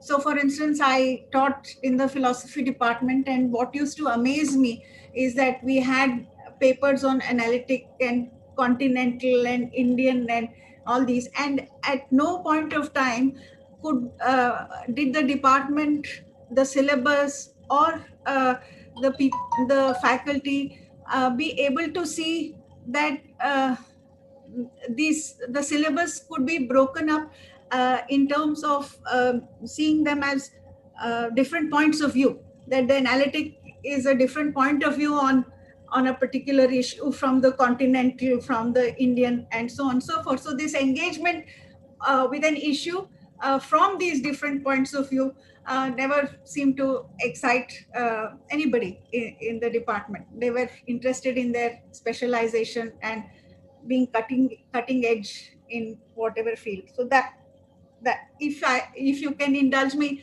for 30 seconds more. Also in the present age and time, the second reason I feel that there is a problem, and if I may address this also to Professor Paul, that if I understood her right, the complaint was that perhaps there is a criticality that all of us engage with, which is at a certain level really, which remains political, and perhaps even more so ideological rather than political. And the engagement that the aesthetic question must have with this criticality is to see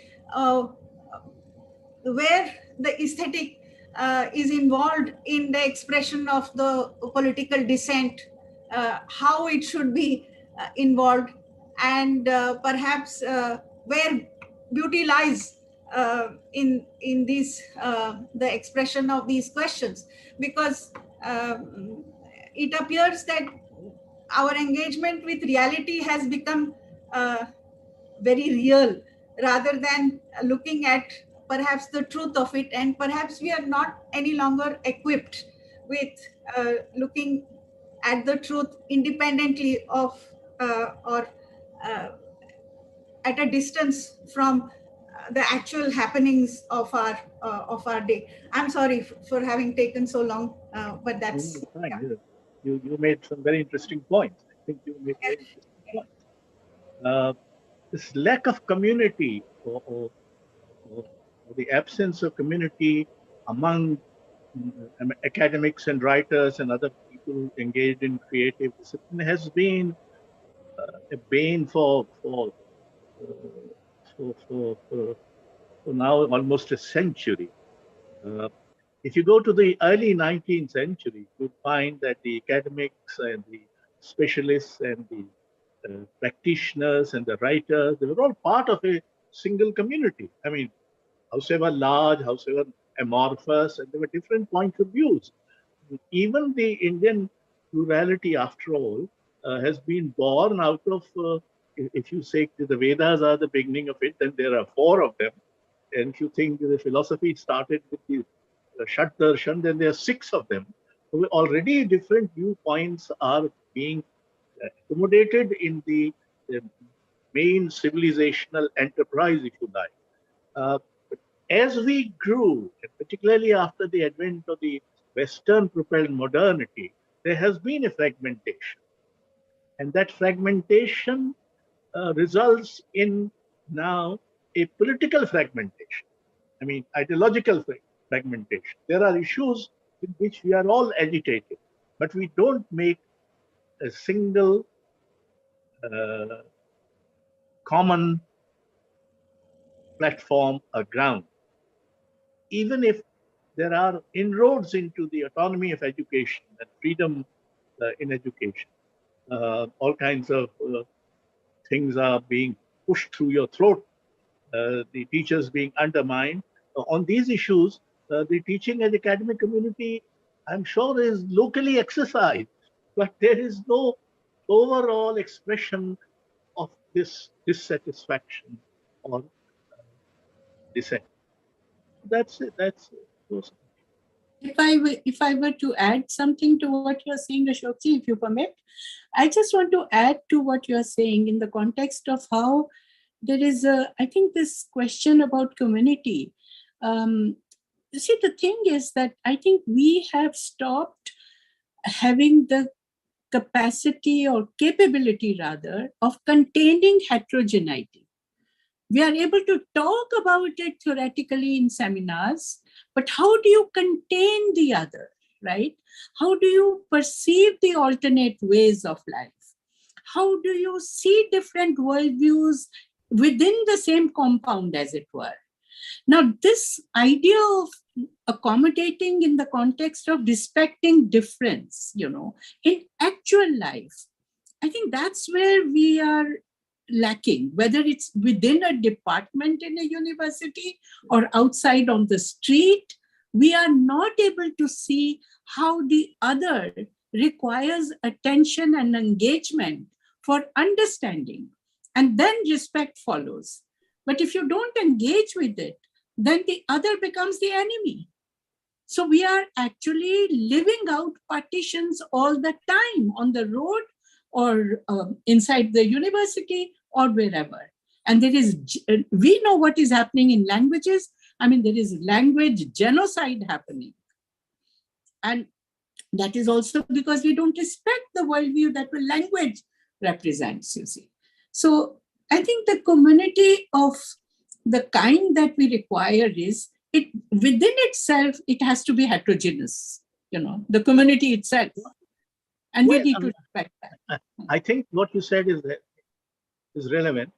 However, I would say that among the ordinary people, this accommodation, this accommodation of the other, respect for the other, has survived. It remains there.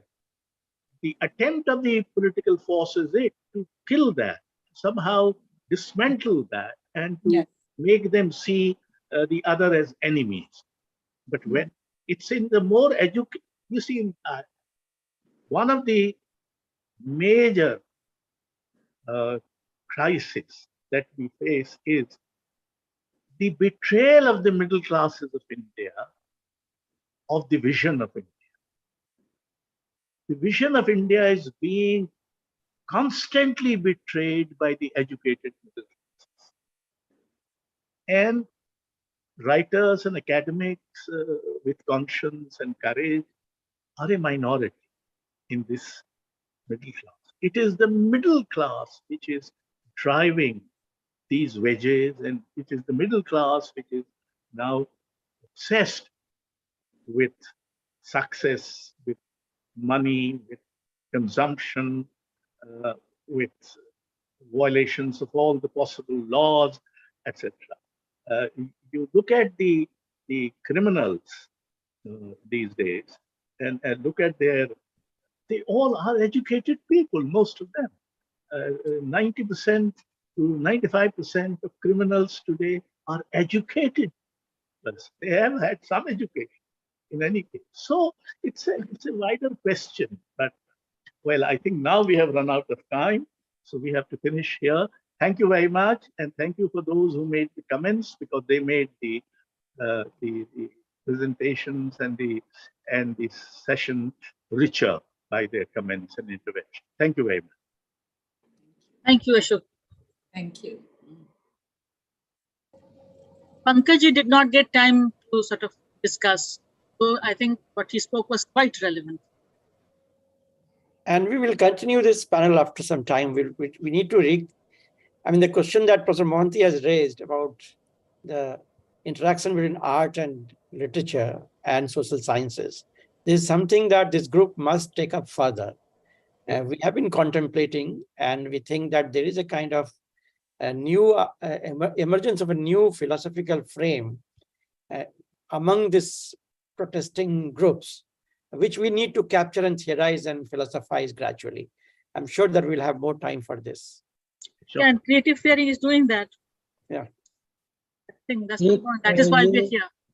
एक बात पे कहना चाहता Savita ji, interaction है, जैसे जो literary creations हैं उनका इंटरेक्शन है सोशल साइंसेस से, और लेकिन वो ऐलान करके नहीं है, वो उसकी घोषणा, जैसे कविता इंटरेक्ट करती है, लेकिन कविता जहाँ पर व्यक्त होती है, लिखी जाती है, कविता के भीतर उसकी घोषणा संभव नहीं है कि हमने स्टीफन हॉकिंग से या इन लोगों से इंटरेक्ट किया। तो इंटरेक्शन है, बहुत रिच है आज के समय में, ऐसा मुझे लगता है। Thank you. Thank you. Correct. So now we have to move on to, do we have some gap or Yes, sir. We have a break until 3 o'clock. Oh, we will meet at. We have discussed a little more. Yeah. Yeah. And we must formally thank Professor Vajpayee for being with us for a long time. And so many years he has been supporting. Yes, very thankful to him. Once we are offline, we will need your more support. Yes. I think probably we will be able to, and that's what we have been aiming at, creating a discursive community in India, where we can interact with different kinds of disciplines and different kinds of forms of expressions. So, but as you know, Manind, from the very beginning, we always have one panel, one session on literature and art. Yes. In creative theory. This also has got to be noted. And we are all practicing social sciences and theories and so on and so forth. But we all